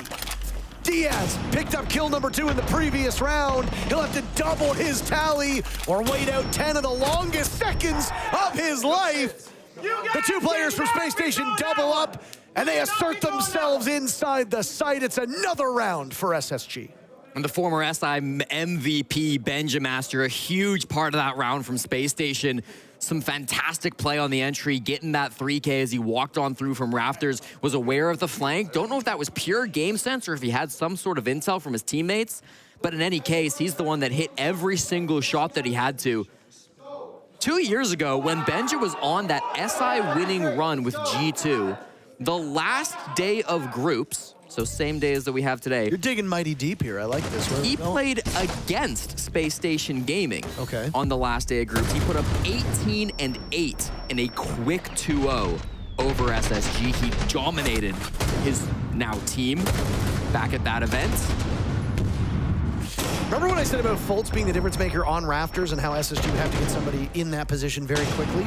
Yep. That's exactly what Benja did. It looked admittedly like Benja was already heading in that direction, but I think the bigger mistake was OXG not being aware of a second player to push from that angle, and rightfully so. It is very uncommon that you will see 2 players angle for the single rotate into the site.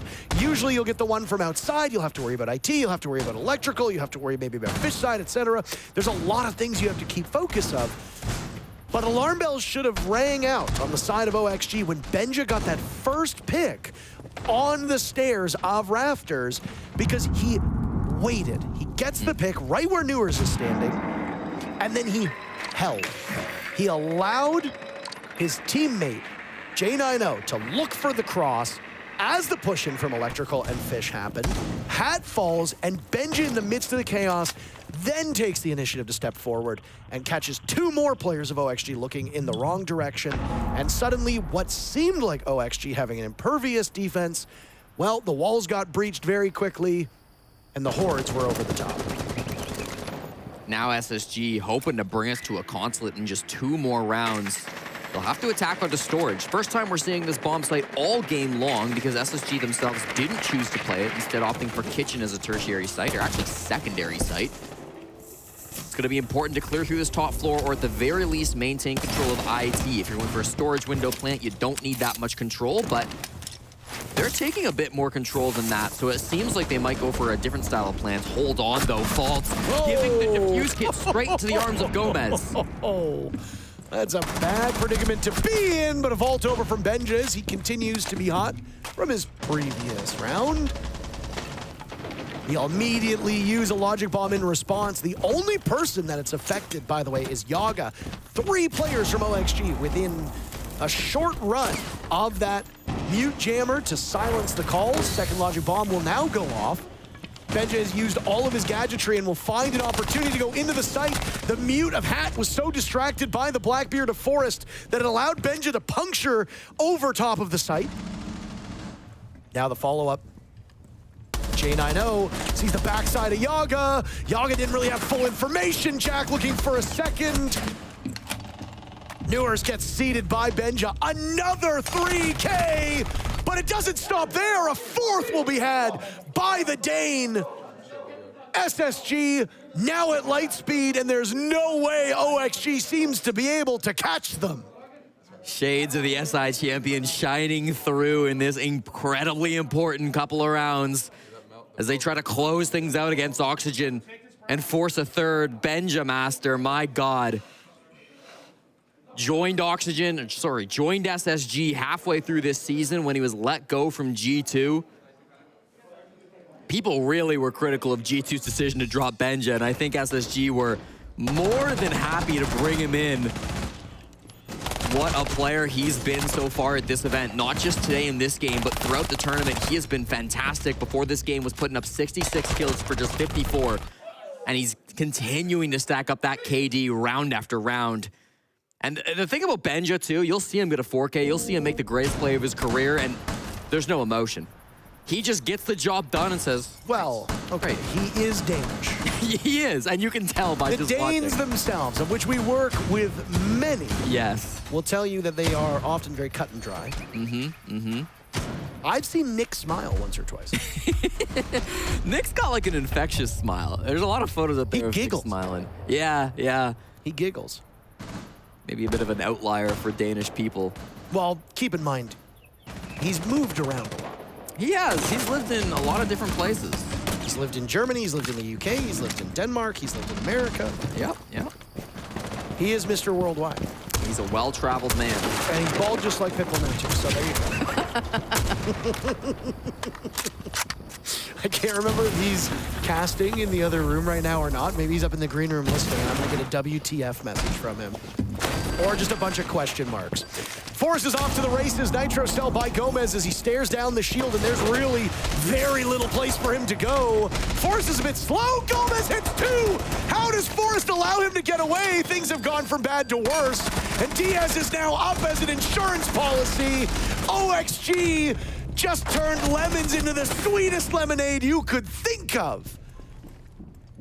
J90 is the last one standing for Space Station.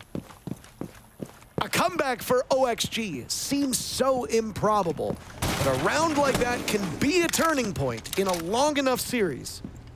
Right now, Consulate as a map 3 looks more likely, Jesse, but OXG could very much make this work. J90 will have 1 minute and 30 seconds to troubleshoot the remaining problems that he faces. 4 players from OXG, and the best part is, Gomez didn't even end up getting killed. He's still alive. Gomez and Diaz, some insane work together. They've been a duo since all the way back in, I think it was 2020 when they played together on Favelas. I remember that too. Favelas and eventually the Kansas City Pioneers. Gomez and Diaz have been connected at the hip their entire careers, and you can see that chemistry paying off in this round when they play around the vending stairs. Gomez starting things off, Diaz the backlines player. That's been their dynamic ever since they came into the scene. I do appreciate the fact that J90 is trying to work through this. I mean, very easily could have just waited, taken a timeout of sorts, but instead, he's gonna give it the old college try. He's had multiple opportunities to see Diaz, by the way. He was right next to him on the wall, and then there was that punch hole there, too, that I don't think either of them really saw. Diaz finally gets his man. Fucking got this. Let's go. Good fucking shit. Let's go back up. The story of that round, though, was Gomez. Yep. Hunted down by Forrest. Forrest springs through, sees Gomez. Gomez tries to crouch walk his way through a rotate. He can't get it done, so what does he do? He tries to take off. 2 other players from Space Station figure, okay, well, we got him on the run. The yakety sax music is playing in the background. We'll easily take him down, no problem. Gomez kills both of them. Yep. And then they get Diaz into a position where he comes up those stairs. And boy, oh boy, here are the kills. Technically, he didn't get Benjamaster. Benjamaster was felled by Diaz. So Diaz doesn't get the confirmation, but he got the down, and the kill goes to him.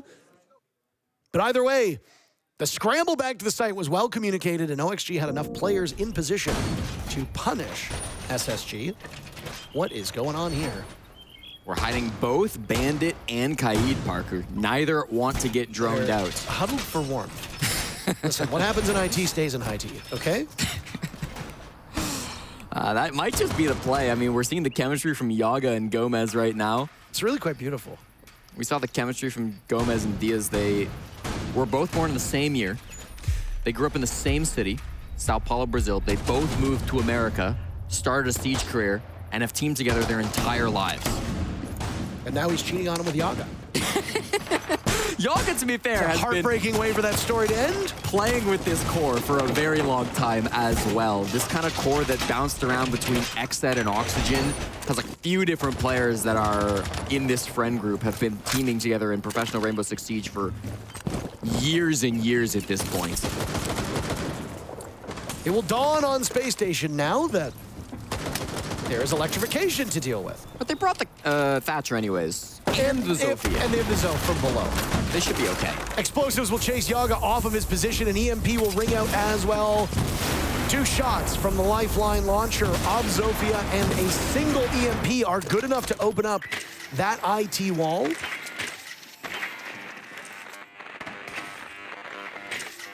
It's the identical setup to what we saw before, where Fultz tried to march his way in, and Benjamaster stabbed a dagger through the hearts of those OXG defenders. Good timing, too, to get that open. 1 minute off of the clock, and you've already opened up IT. Yep. That means Oxygen has to play a little bit farther back and a bit more sheltered.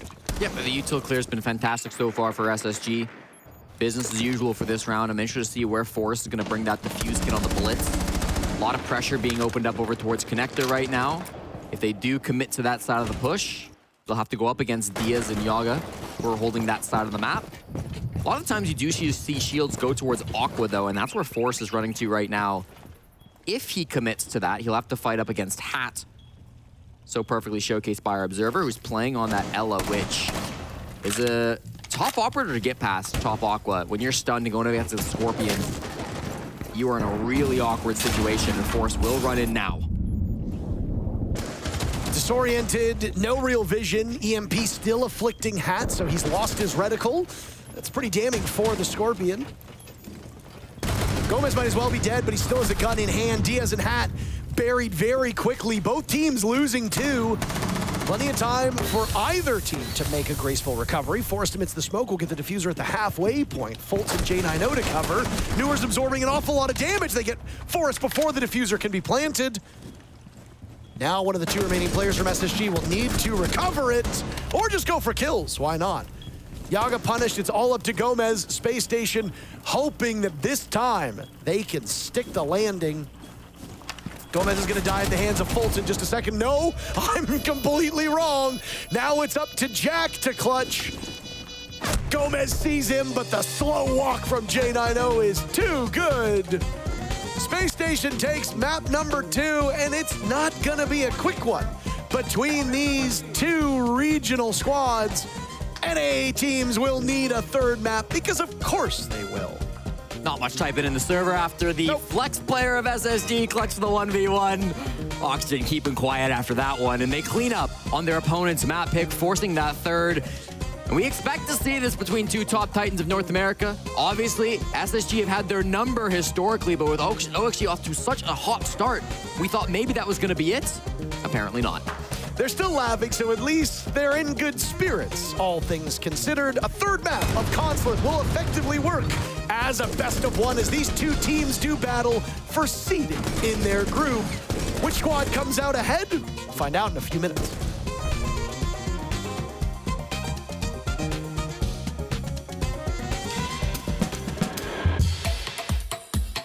Back it up, back it up. Let me take it back to the realness, feel this. Let me take it back to the realness, feel this. Let me take it back to the realness, feel this. Back it up, back it up. Let me take it back to the realness, feel this. Let me take it back to the realness, feel this. Let me take it back to the realness, feel this. Back to the back to the back to the back to the back.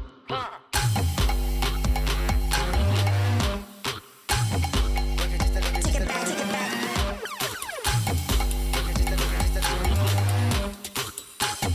Back it up, back it up, back it up, back it up, back it up, back it up, back it up, back it up, back it up, back it up.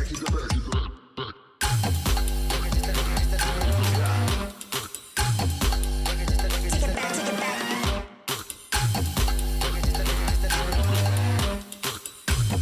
Back it up, back it up, back it up, back it up.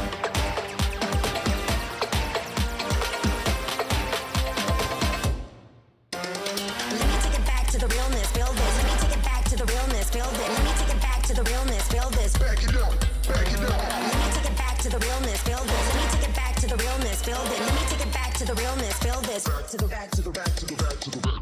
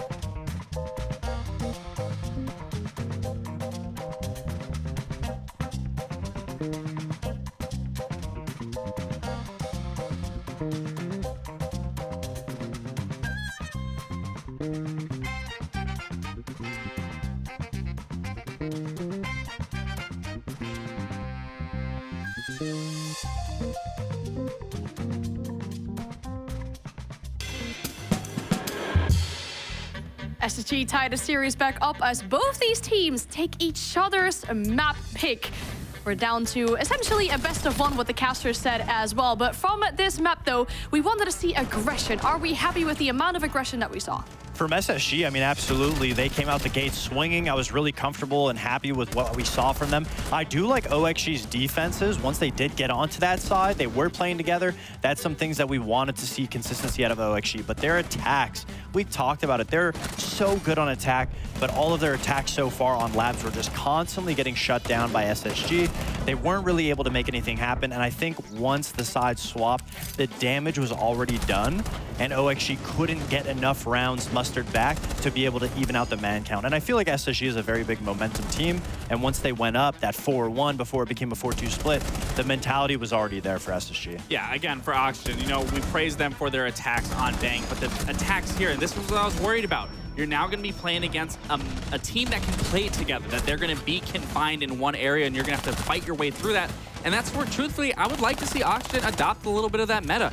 Bring some shields, even bring the blitz so you can face check. You can clear it yourself and force SSG into those line of sights and get those picks and keep playing a trade game from there on, instead of having to play these aggressive peaks and losing out on a gunfight, losing out on a man, and then playing a game of back and forth that you don't need to play because there are operators that can alleviate that pressure. Yeah, I think it really came down to the map. I feel like the supportive cast from SSG really shined in this matchup. Jay and I know, obviously, doing the best Chaos on their team, it really was clear as day because on a map like Labs, most of the time your entries, it's so limiting. You're always going to get shut down and you get put in positions where your back line has to be the players that win out. And I really do think that SSG just played really well as a team. I mean, just plain and simply, once they were on defense, constantly getting those trades, OXG looked a little flustered, but I do think it really came down to the map itself. Yeah, but look at those entries that you saw on the scoreboard there as well. So many more entries going in the way of Oxygen, and then still SSG coming out with the round win in most of the occasions. Yeah, and it just goes to show, you know, when you're going on a map like this where you're forced to play together, even if you are losing that man advantage, because the map is so tight and confined, you don't need to really stress who's going to be holding this angle, who's going to be holding that angle like a big map like Bank, where you do need another player in those positions. So it doesn't really surprise me too much. But yeah, and then for Oxygen, you do have that advantage. And that is where you should then be playing the trade game, because statistically, if you're already up by 1 and you just keep trading out, at the very end, you should be the team coming out on top. You should definitely be. I mean, these two teams have already played so many maps against each other. We showed it just before the game started, but we're going to add one more to that tally. That map is going to be Consulate, and it will be with us after the break. Choc-clé, ouais, choc-clé, choc-clé, choc-clé, ouais, voilà ce qu'ils me disent, je les entends parler et ils m'aiguisent, j'arrête que pour rafler la mise, petit pas sur la piste, et le succès je l'ai pisté, disque la place du premier, je fais monter la côté, sur moi tu mises gros, tu connais déjà l'équipe, ça criera au complot, je prends le double, on est quitté, je fais la magie des chiffres, la somme je la triple, la concurrence la dribble, et le stade est en délire, ça fait choquer, j'arrive pour tous les choquer, toute la foule elle est choquée, j'espère que t'es accroché, gauche, droite, esquive rageux, coach m'a rajouté du temps de jeu, dans l'action, ouais je me sens en feu, je suis on fire, je fais la différence au compteur, money time, ça shoot sur le buzzer, je suis on fire, choqué, j'arrive pour tous les choquer, toute la foule elle est choquée, j'espère que t'es accroché, choqué, j'arrive pour tous les choquer,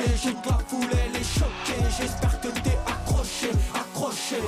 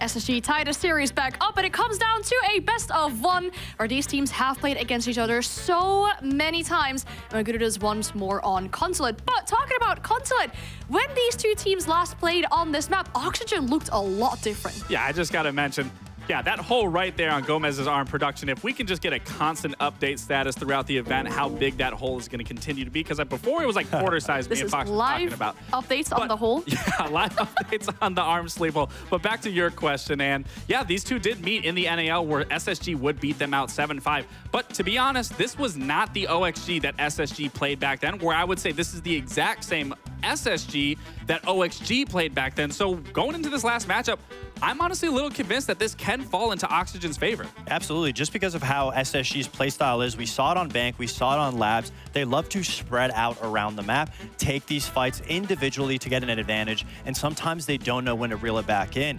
OXG, though, at the time when they played and lost 7-5, OXG just didn't even look like a team at that moment. Now, I mean, it's a completely different situation for OXG. They're playing together. They're able to capitalize on individual plays. If SSG don't play together as a team and they let that get taken from them, I mean, Gomez's arm sleeve hole isn't the only one that's going to be, you know, so SSG really needs to make sure that they're on top of it. There it is. I mean, yeah, coming into this game, SSG had the better positioning in the group, right? So Oxygen will need to do everything they can to get themselves up a little bit higher in the group, at least secure themselves a little bit more prize money. So maybe some new arm sleeves could be, you know, sorted out for the team, hopefully. But we have one more map in this series. We're going to go to Consulate with Intero and Jesse. Thank you so very much. You know, I know another North American pro who actually sells his own arm sleeves. Oh, really? Who could that be? I think it was Bolo. Maybe they could get him a replacement by any chance. Those things look beautiful. You could save 10% by typing in when does Bolo play next when you're going to purchase them. Is that real? No. Wow. As real as the dog operator. Fox has an arm sleeve, too. Gabe has an arm sleeve, too. Everybody's got As they're leaving, the analysts are shouting their goods at us. Please, please buy my sleeves. If things go well for SSG, they'll be shouting across the curtain as well. This is an important game for Spacestation. A win here would lock in second place, meaning that they will guarantee to choose their opponent in the first round of playoffs. So they'll be looking to get that early advantage for Auction Esports. Winning this game gives them a chance at getting into the upper brackets. In order to not start in the lower bracket, OXG need to win this map against SSG, and then they need scars to 2-0 W7M, which is unlikely, but possible. They'll be playing, I believe, on this stream right after this game concludes. So Oxygen will be rooting on Scars as much as they can if they can come down to win this game. No matter what happens, SSG will be ahead of Auction in the standings after this game. So that means that SSG cannot finish in the lower bracket. They are going between second or third now, based on the results of this game and W7M later today. And it's not just this group that's going to be in action, though, as the operator bands roll in. We're going to be paying a disproportionate amount of interest to our attention to this particular matchup. Can you believe it? We're casting this match, so we're going to talk about this match in this group. But on both this stream and the next stream, might actually be all on the next stream. I don't know the schedules for the streams. Team Secret and CAG will be playing in a hugely pivotal matchup that will be a must-watch for everybody who likes Rainbow Six. CAG Osaka has been, unfortunately, one of the teams that goes home first, or at least in that first group, at most of the events they go to.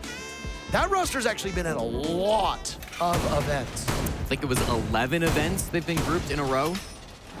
I mean, at least you're making it to 11 events. That's good. Yeah. And they are consistent in the fact that they go home early. They are going to go up against Team Secret. And CAG Osaka, a.k.a. Cyclops, is not exactly the team in that matchup that you would think to be the favorite, but on paper, they certainly are. Team Secret has had quite a challenging go of it here in Boston. Only a single point for the European team, who through their last two majors have made top 8 both times. I think I just stole your point. No, I was going to talk about operator bans. Well, talk about them then. Well, the only thing I wanted to mention is that we do have the HUD glitch, so swap the sides to Auction Esports, banning out the Blitz and the Vigil. SSG removing Blackbeard and Valkyrie from the game. That Vigil ban obviously targeting Ashen, who loves that operator. The Blitz ban targeting out onto Forrest, who loves that operator, and the Blackbeard ban being targeted onto Yaga, who played that operator with great effect earlier in this matchup. We'll start with OXG also on piano, which is almost never the primary bomb site for these teams, throwing a bit of the wrench in the plans of SSG. They might not be expecting that. It can often be held much the same as the top floor bomb site, but there are some differences to it. You can still retreat off that top floor to go play in the site. A good time to mention that this is the most defender-sided bomb site of all 4 of the sites on Consulate. Consulate is also the most defender-sided bomb site in the map pool right now. So you get a very defender-friendly map, and then you go to the most defender-friendly of the bomb sites. I like this choice by Oxygen, and honestly, if they lose it, maybe a little bit worried for OXG. Yeah, Oxygen should be off to an early lead on these defenses, but they're a good attacking team too, as was highlighted by our analysts, so don't forget about that. We move to the second half. Will be plenty of games still to play, even if this first half doesn't go the way of OXG. Could be an admin side clear from Spacestation. Not really much being contested by Oxygen. Of course, with the bomb site being piano, it's hard to extend this far across the top floor. You know, I'm a huge fan of Extreme Home Makeover. Yeah? And Forrest seems to be trying out right now upstairs. Sledging away, breaking his hammers per minute record. All of these teams vying for the hammer here in Boston. That's what's at stake. One of the most instantly recognizable trophies in all of esports, if I do say so myself. There are a lot of good trophies out there in all ecosystems, but I got a soft spot for ours. Gomez taking down J90 Oxygen, using this bomb site to full effectiveness. Hat taking an awful lot of damage from Fultz, but still surviving. Fultz will find the remainder of Hat. In go those flashes, caught by Magnets. Ashen slaying Newers as he presses on up. Slow crawl of the Banshee will prevent Benja from taking the space he needs. Gomez finds a second for his troubles, and now it's Forrest to join the party. Over towards Vending, Yog in on the action. Gomez finds yet another kill. Ashen dies at the hands of none other than Gomez.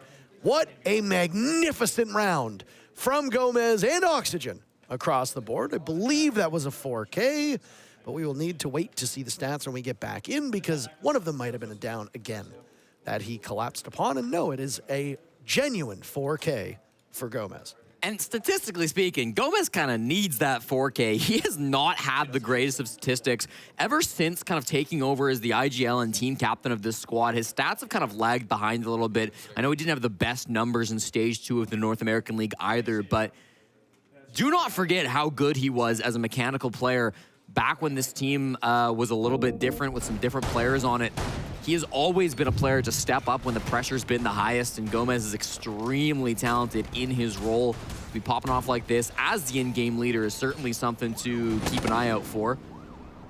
We see a lot of IGLs actually fragging out in the current meta. Liquifact probably the most obvious example, the most famous fragging IGL that we have in the game right now, but there's quite a few out there. I would also even put Fault somewhat in that category as an IGL who is not usually the lowest ranked on his team in terms of kill, who's not playing those super traditional hard support roles all the time, but he is on the Thermite this round. An operator that for a long period of time had the nickname of being the Fragmite. So it's not abnormal to see a Thermite getting kills, though obviously that operator doesn't have the same prominence that it used to at that point in time. That was also when he was one hard breacher and then became one of 2 hard breachers when they added Hibana, and for a long period of time, this game just had the 2. Hell, even when Maverick was added, a lot of teams didn't consider him to be a genuine hard breacher. They saw him as more of an accessory to hard breach. And he still sometimes plays that way. It really depends on the specific wall and the way the team wants to use him. I would go so far as to say he's a hard breacher for hatches. Yeah, he can get walls too, though. He can get walls, absolutely, but he relies on somebody else, right? You cut down that metal sheet, and then it needs to be opened up. You cannot do the job yourself. But every single hard breacher in this game has some kind of weak spot. Ace, it's hatches. Hibana, it's smaller holes. Thermite, it's that you have to get up close. All of these operators have some kind of drawback. That's why they're balanced the way that they are. Top floor is obviously going to be the goal. I think it's going to be an admin side clear, but they've really taken their time on getting in and around admin. The defuse kit still is over there, but Pressure in towards bathroom and spiral too. Balcony wall opened up cinematically in front of your eyes. What is Newer's gonna be able to do? He was droned out many minutes ago, and now he's kind of in a spot where he wants to fall back. I'm not sure SSG know exactly what style of push they want to commit to still, Parker. No, I'm a little worried about the next steps for Space Station. They're now rotating around as it seems like they'll go for a split take here. They've sent Benjamaster upstairs in admin all on his own, and he'll confront quite a lot of barricades that, well, they're gonna know where he's coming from.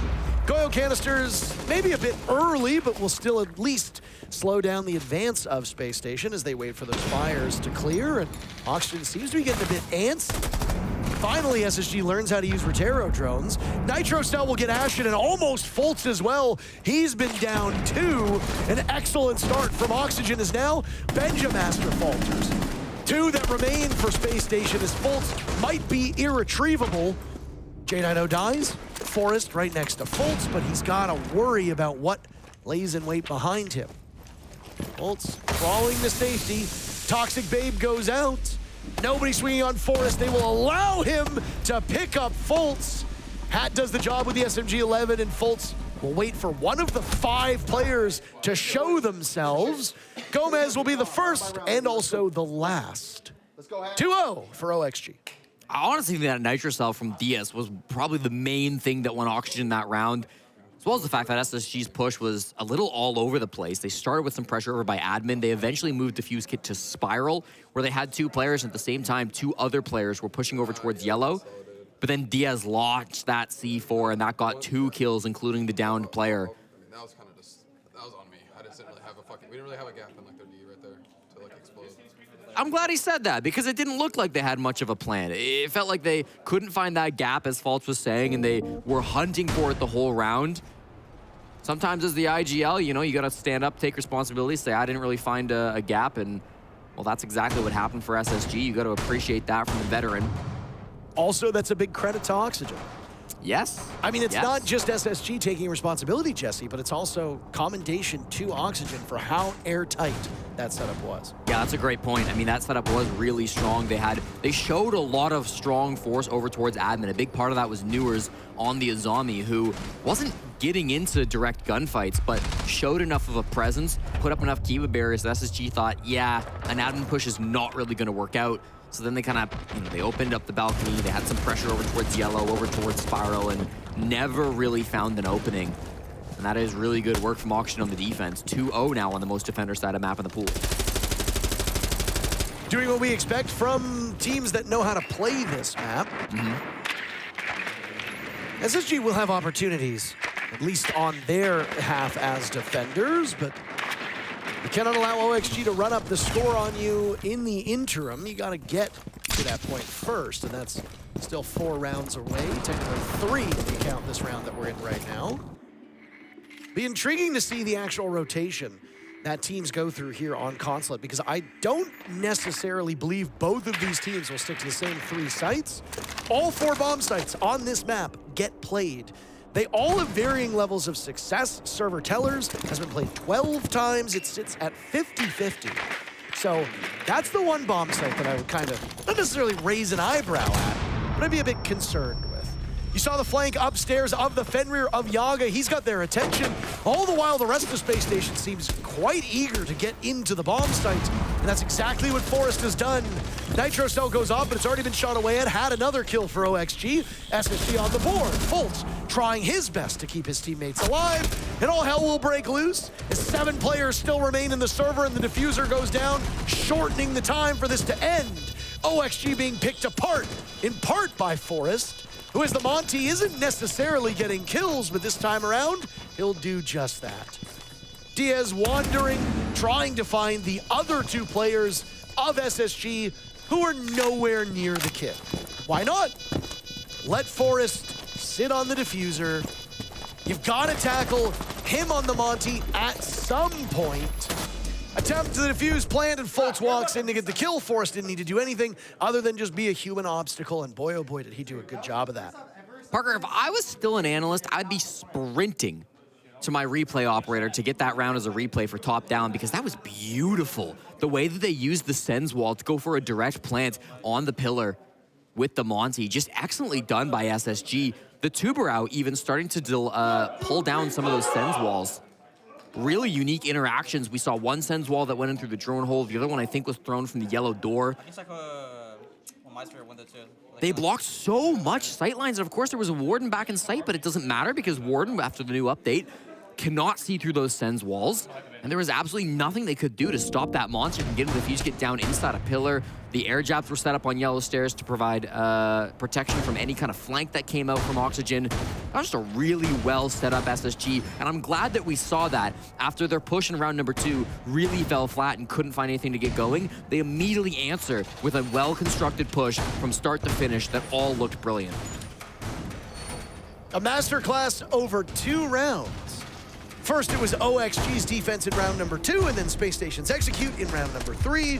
It's almost like you're doing Fox A's job on the telestrator for him. He's the one who's got to break it down, not me. He does a great job on those, by the way. Leo also doing a lot of the telestrator work. Jack, yes, I think, has done some from time to time. Yes. I deliberately left out Laxing. He would get mad.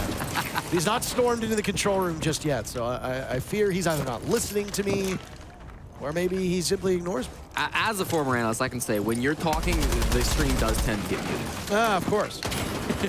I appreciate you telling me these things right now when we are sharing a mic with each other. Unfortunately, a blast that I was not allowed to mute you when we were co-casters.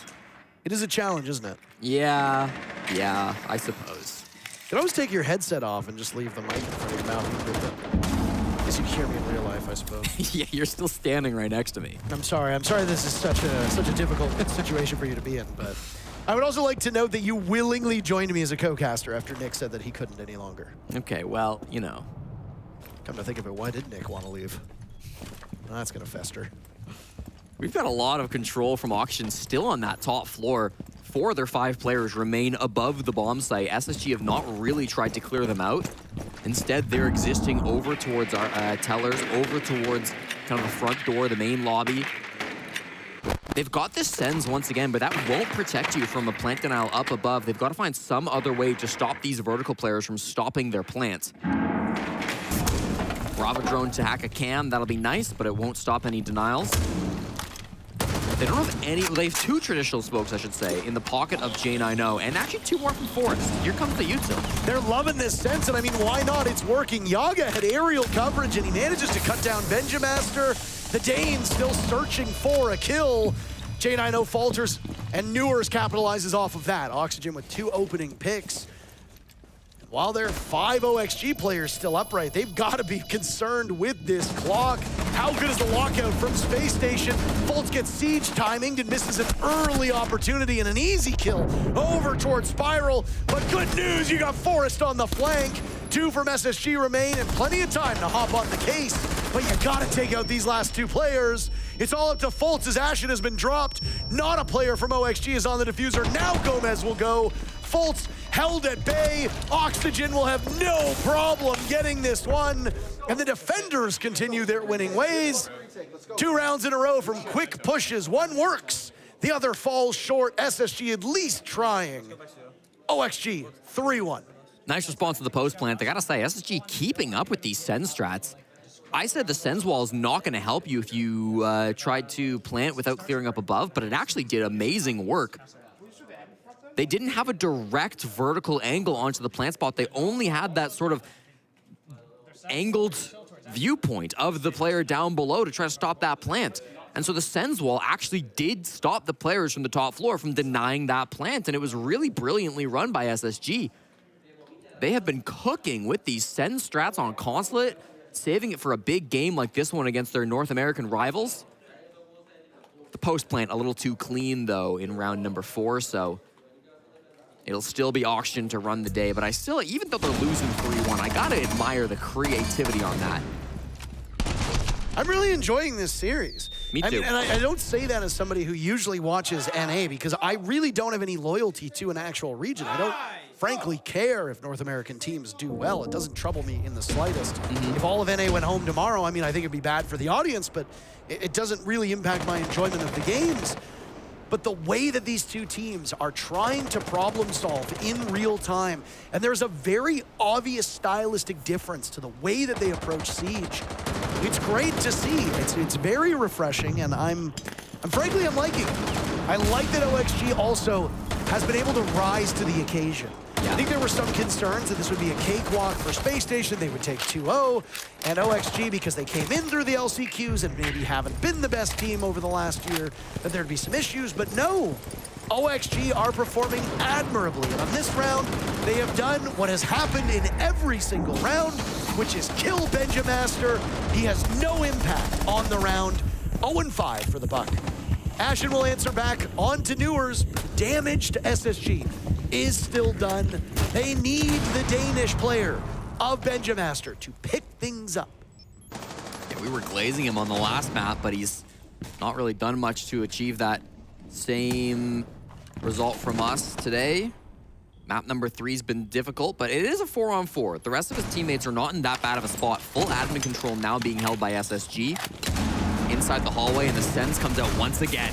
Forrest needed the go-ahead to get over towards Projector. Fultz dies. Forrest was able to move him off of that spot with a grenade. One good enough kill, the other not good enough in the slightest. Ashen and J90 now the two standing. J90 himself has been held off the score sheet, so Benjamaster is not alone on his team in that regard. Ashen and J90 in similar positions. Ashen was over towards the top of Visa by that admin door. J90 is over by top spiral. Remaining minute is OXG just playing a patient game. Gone is the aggression that we saw from the first two maps. They just need to let SSG come to them.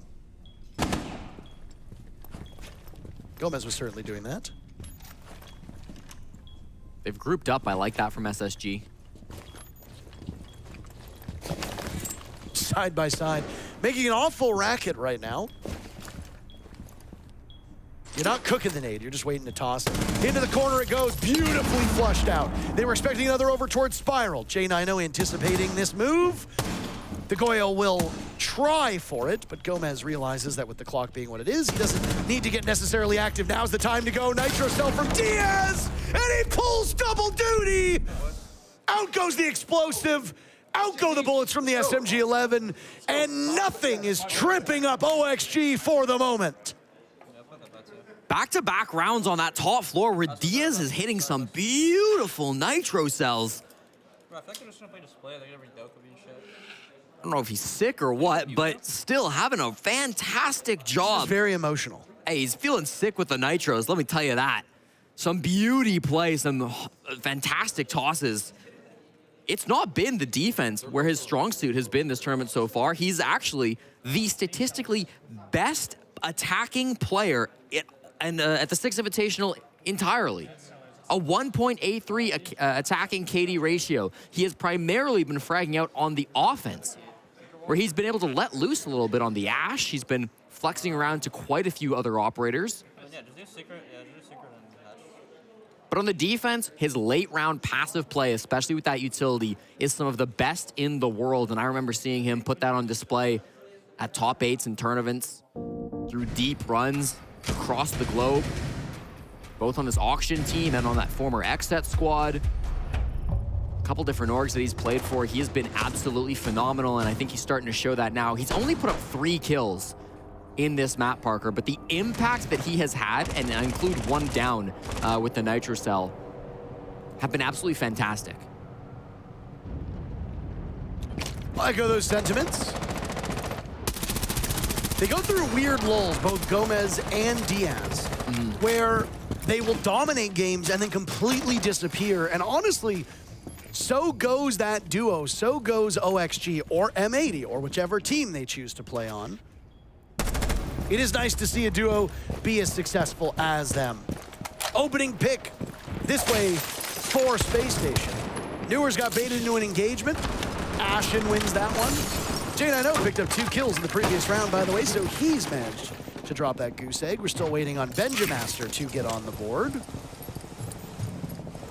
I'm going to need him to lock in at some point here, Parker. That was the first opening pick for Space Station in this map, by the way. Wow. Yeah, it's been OXG all the way down. Oxygen have the single worst defensive conversion. That's not been a problem so far. What? Benja! Where did your brain go? The Azami's an enemy, not a friend. 1 kill for the former world champion. I'm at a loss for words.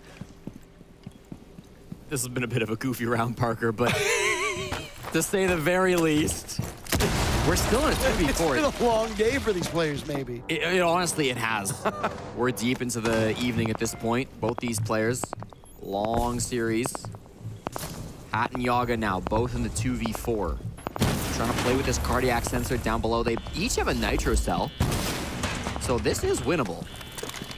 Just have to wonder where that heartbeat is. Hat evades the first flashbang as it goes down the nook of Forest, looking to exploit a weakness. Fultz said it in a previous round that there was just no real room. We were looking for a way in, we couldn't find it. Forest just might get it.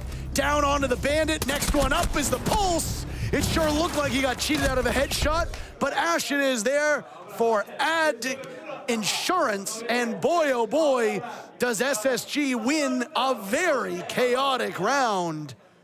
OXG still in the lead, still well situated, but the most defender-sided map will now flip sides, and it will be SSG to ride what could be the way forward. This is the last map in this best of 3. Both of these teams fighting for seeding at the moment. Their place in this group decided a day ago. No worries of elimination in this one, but still very important as to where you finish. And that was a really important round from SSG to win, too. That means it's going to be a 4-2 half split instead of a 5-1. The 5-1 is so hard to come back from mentally. And I mean, SSG, they're a strong team when it comes to that mental. People talk about that a lot, the team culture on this squad, but even for them, going down 5-1 against Oxygen is not the spot you want to be in. By the way, when I said he got cheated out of a headshot, it looked like he hit one shoulder and then hopped over the head and hit the other shoulder. I hate that. Sometimes recoil, it gets away from you. Virtus Pro is in this group, by the way. They have the day off. It's W7M and Scars competing in the other match today. The Russian team probably very thankful that they were able to do such good work earlier in the groups, because with the day off and with this map going, or this match going to a third map, VP have secured their spot in first overall, so they should get a bye. They went on a top 3 run at the last Six Invitational. That they did. And OXG the year before that. They were the last remaining non-Brazilian team in Brazil, so it might not surprise you to take a stab at whether the crowd was cheering for them or not. In Sao Paulo, they weren't the biggest fans. Keep in mind that W7M team had to do the miracle run through the lower bracket, which is when they matched up against G2 and then VP. Do you want a crazy fun fact, Parker? I would always like that, Jesse. The last 2 years, the SI champions were knocked down from the upper bracket to the lower bracket by Vitality. In the first round. Or sorry, Wolves in the first round. I was gonna say, same colors, same region that they represent. Same players. Yes. This is just SSG playing with their food. Gomez the only kill at this point for Oxygen in the round. Still got under 90 seconds to go. Yaga and Gomez will work together. There's an EE1D that will go off. One remains in pocket. There's a smoke still for Yaga too, so I mean, there's tools you can work with. But if I'm SSG, I'm sitting pretty at the moment. Still got all 3 toxic babes. You got a nitro cell in the back pocket of Ashen. Benjamaster's the only casualty, and he hasn't really been making a huge impact in the kills department, so if any one player was gonna go first, I don't think he's the worst to go, though those Kiba barriers could be quite handy. This Glaz might be their only advantage, but even still, there's a Warden on the board being run by Ashen. That's his outline there. Close quarter engagements now. SSG rocking the sidearms on Ashen and Fultz. not opting for those shotguns, which are pretty much a nice point-and-click adventure. The adventure is that you die, by the way. Oh. No movement. They know they can't plant because there's so much util still. Yeah, Oxygen's just looking for any kind of hole, and they cannot find it. What? Nitro Cell goes out. What? Gomez saw the arm. I think that was actually a smoke that will go out as well. They let the diffuser get planted, and now in the post plant, they will challenge these remaining 4 players. Yaga with his own sidearm out. He's all alone, but there have been 2 downs on the side of SSG. Fulton J90 still up, but J90 reads the retake. And SSG, they win their very first defense. OXG went so slow on that 2v4. I think SSG fell asleep inside the site. Let the plant go down, but it was fine in the end. The post plant was clean. J90 stepping up big time in the 4v2 post plant. Beautifully done in the end. And I'll probably attack timeout from Redeemer. Listen, it really just comes down to the energy. Let's bring the energy up. Let's make sure we're not making all of these mistakes going slow. If we're taking gaps, we're all gonna play together. Alright? We got this fucking map, we're not doing anything crazy. All we gotta do is focus on what we're doing. Right? We're taking gaps, we all gotta fly together. Get off that position. Speed this shit up. Let's close this game. We got this. Alright, round by round, finish this shit. We're not doing anything nuts. Let's play together. If we're gonna go fast, we all go fast together. If we go slow, take our time. Let's make sure we're taking we didn't know a single op going into that round. So let's try to do a little bit better job of gaining info on the ops. Let's get this. Let's get this fucking map. We got this shit. Let's go. Pretty remarkable that they played that round blind. Yep.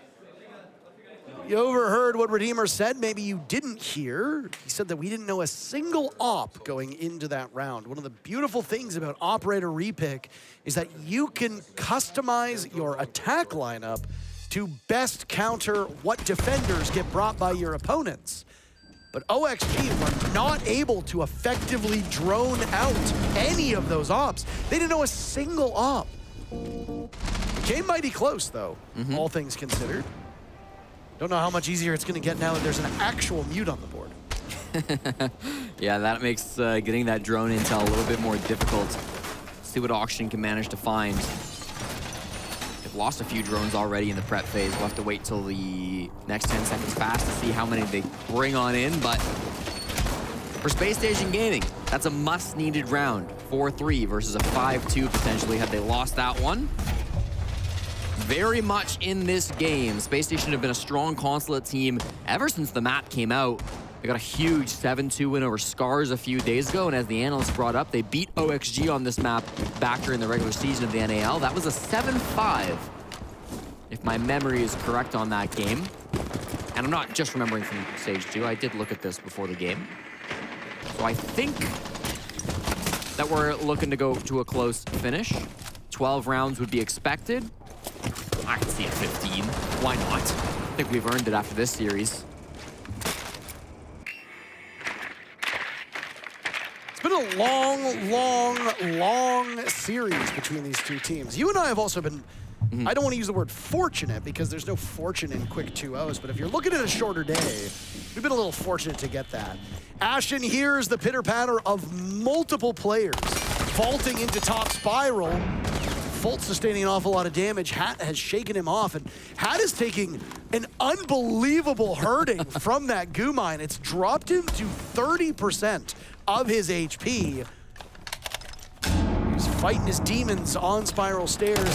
One of those demons was named Bolt. The Jaeger was able to get away. Jaeger not really as prevalent an operator as he used to be. The Capital will be a great answer to the Jaeger, by the way. Newers dies at the hands of Ashen. That was a rematch of what we saw a couple rounds before. Ashen did exactly that, getting the first opening pick for SSG all game, and now SSG's been a bit more comfortable in making space. Diaz on the board next, and the numbers go back to even. This round has flown by. We're at the 1 minute mark. Diaz so patient, knows another position. Logic Bomb, does it force some movement? Nope. Benja just turns off his phone. Ashen's still taking fights too over by Piano. He will get down to Yogg. Down goes Ashen, as you said. Hat eliminating Benja Master. A terrible game for Benja. Right when SSG needs him the most, he is completely vanished. J90 gives it up on yellow door. He has to go for broke. When you are at such a disadvantage, you have no choice but to take chances, because if you don't, they'll hunt you down and double up on you. It was Gomez with the final kill on yellow door, just as we saw before, and OXG have now put themselves in an even bigger lead. They pick up a round on attack. They needed that. Spacestation will chase them. They're 2 rounds behind. The discipline on that roam clear was excellent from Oxygen Esports. You saw they weren't jumping into the building and trying to force these fights for against the defenders. A lot of the time, they're just holding angles and waiting for SSG to swing into them. They recognized, probably from good droning in the prep phase, that SSG were playing a very forward style of defense where they wanted to make those moves themselves. So what did Oxygen do? They posted up on that main floor. They started holding angles. They played their vertical. I didn't even notice that shot from Yaga. And then they waited for the swings to come to them, and Oxygen, oh, did they come. SSG really wanted to take those gunfights, and they just weren't able to find the shots other than that opening pick from Ashen. Now Oxygen are just 1 round away from match point. Again, even if OXG win this matchup against SSG, they are gonna have to rely on scars to 2-0 W7M if they don't want to end up in the lower bracket. SSG will finish the group stage ahead of Oxygen, no matter the result of this map. But I think for an organization who has lost this matchup, OXG versus SSG, 11 of the last 13 times that they've come into contact, being able to get a win, especially at a stage like the Six Invitational, means a little bit more than just the standings. Oh, absolutely. It's a huge confidence boost. A lot of the teams in North America are very friendly with each other, but there is certainly a rivalry there that maybe is a bit more real than it seems.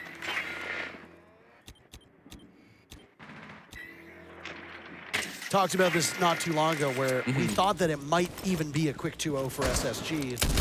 Oh. Missed opportunity by Newers as the Capkin of Fultz gets away. They know there's a Capkin on the board as they'd already seen some EDDs, so those entry denial devices will stay in the back of mind until it gets 30 seconds, then you forget they exist, and you run in and take some serious damage. I mean, assuming they pinged out 1 or 2 of those EDDs, they will be able to track him with the Deimos. They choose to track Legion instead, though. Newers will find Forrest roaming in lounge at the moment. It's the Zulu wall opened up.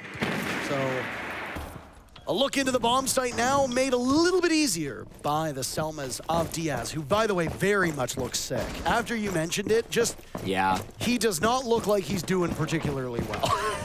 He's doing well on the server. Again, we say 4 to 5, but the impact he had on defense with the Nitros was ridiculous. It's no Jordan Flu game, but I mean, it's still something, isn't it?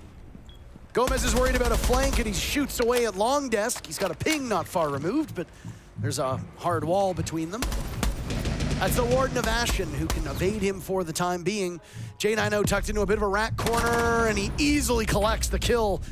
There's another not far removed of Diaz, but he opts not to get too aggressive. Yaga got a kill as well on the side of OXG. So both of these teams with, I don't want to say an early kill, Jesse, because there's 45 seconds left in the round.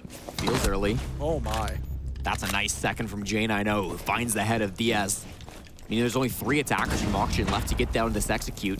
They don't have the fuse kit either. It's been dropped at the top of Spiral. Recovering that's got to be priority number 1. Hat tears through Ashen, an answer back from Benja, who finds only his 2nd kill, and it comes in round number 9.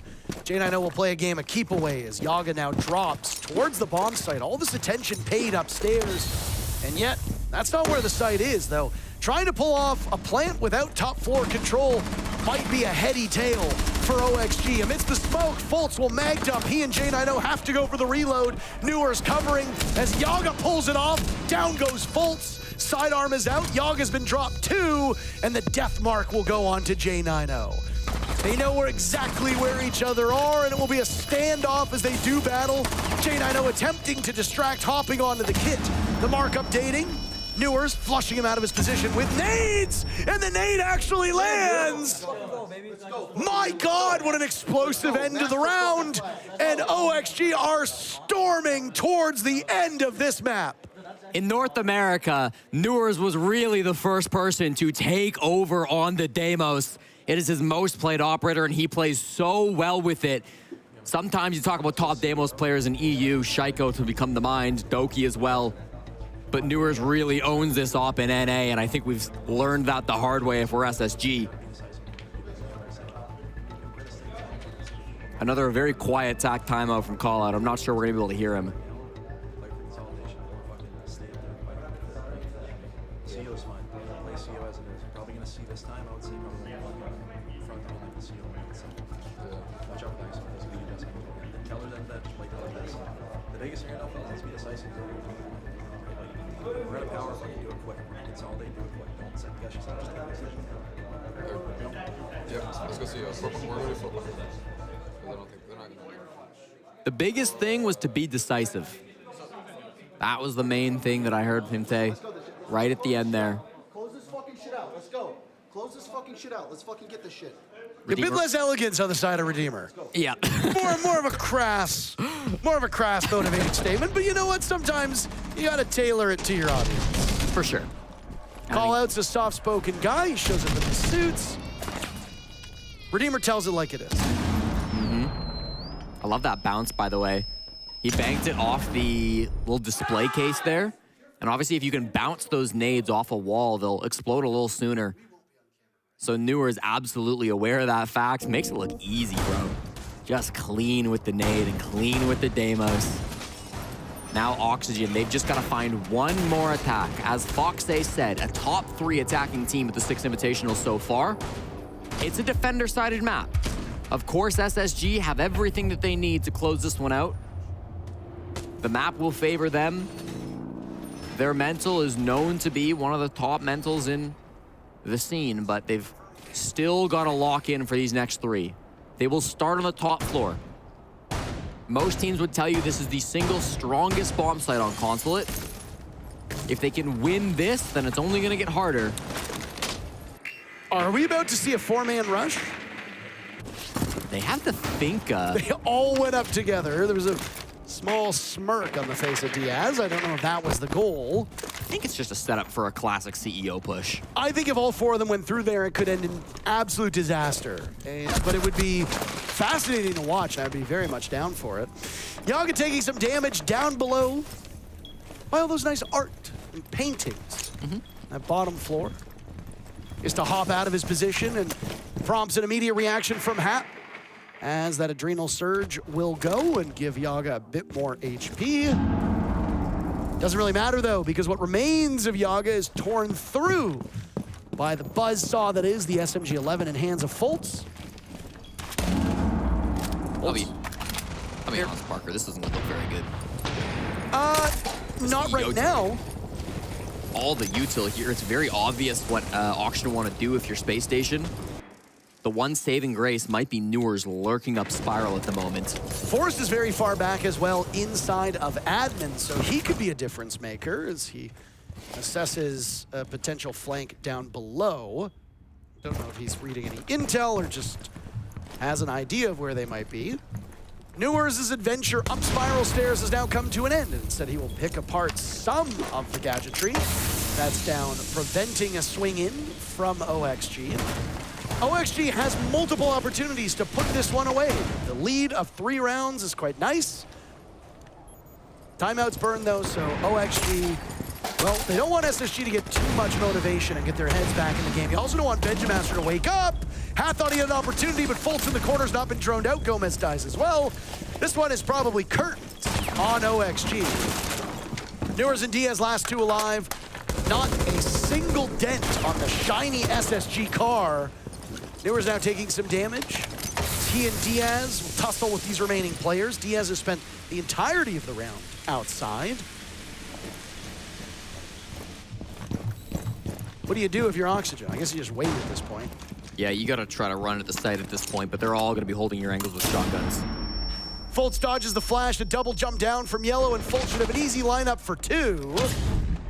He gets knocked on over, the shotgun is there, Newers collects 1, J9O the other, shotgun misses, Diaz not able to get into sight. No matter what, that round was going in favor of SSG. It looked a little bit closer. I believe Benjamaster actually got the very final kill, and SSG stays alive for the time being. Oxygen still on match point. decisive.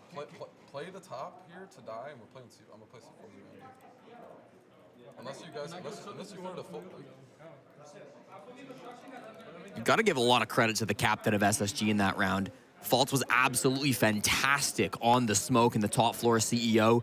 His decision to rotate into the CEO corner, it was not expected by Auction Esports, and so when that plant started right here, Faltz was easily able to pop right up. They had no clue that Faltz had moved into that corner. You may be wondering, well, why, how didn't that get stopped? How didn't that get cleaned up? And the reason is because Yaga was the first to die. Generally, what you'll do when you're attacking that bomb site is you'll put the buck down below inside a piano, and the buck will rip up all of those floorboards specifically to deny that position that Faltz had taken halfway through that round. But Faltz, recognizing that there was no buck because they had gotten that kill earlier, that there was no pressure from Auction down below, said, wait a minute, this position is free. So he took it, nobody saw him on the cross, and that was enough to win the round. But that was the easy part. Top floor is supposed to be a gimme on consulate. Now SSG've got to go to the basement, which is usually a little tougher. And then if they can win this one, they're going to have to choose between piano and the split site, both of which can be tough sometimes for the defense. Not impossible, not as bad as other maps, but harder for sure. You've been feeding me fun facts as if they're the grapes being fed to a Roman emperor. Mm-hmm. So I'm gonna feed one to you, maybe like a baby bird. Okay, here, I'm gonna put it in. The first 5 opening picks, OXG got. The last 5 opening picks, SSG has got. Wow. There has been no gap between it. It was first blood by Oxygen rounds 1, 2, 3, 4, 5, 6, 7, 8, 9, 10. It's been SSG all the way down. I mean, conversions have fallen short. There's been no trades either, so these are just clean first picks. It's 5 apiece so far. Somebody's got to get a 6th, right? I mean, this is the tiebreaker round, and Newers came so close with the pistol. They'll do battle again, and Newers wins it against Ashen. All the while, those logic bombs ringing out, giving more information to the remaining players of OXG as to where the 4 from Space Station are. Benja gambles on a jump out in admin. It does not go well. The Yog Dog bites back. On match point, OXG finds themselves in a 5v3. This has been a slog for both teams. Back and forth contests. 11 rounds in map number 1, 11 rounds in map number 2. And if you're OXG, you're hoping 11 rounds is enough to get it done, because that'll be a 7-4 victory for seeding, of course. OXG would win this grudge match against their regional counterparts. Strong site utility from SSG, though. 3v5, they've got the cardiac sensor for information. They've got the tube route to slow down this push. And Force with the nitro cell and a very good gun. The Deimos has gotten so much intel for the attackers, though, and the ram up above is a huge problem, too. So it's not like Auction are short of resources. If Fultz is going to stay on this cardiac sensor, Jesse, he's not going to be an active gun in the fight. That means there will only be 2 for Space Station at this point to go up against the 5 from OXG. It's not an ideal situation to be in. Viewers who started this off looks for more. He can't get it. J90 shuts him down, staring all the way over towards yellow. Hat finds Force before he can scoot off. Next one up's the tuberow of J90, but Gomez is in on the hunt as well. Fultz is last man standing, but Yaga says, not today, Junior. OXG wins the North American Derby. 2-1, 11 rounds in all 3 maps. You'll love to see it.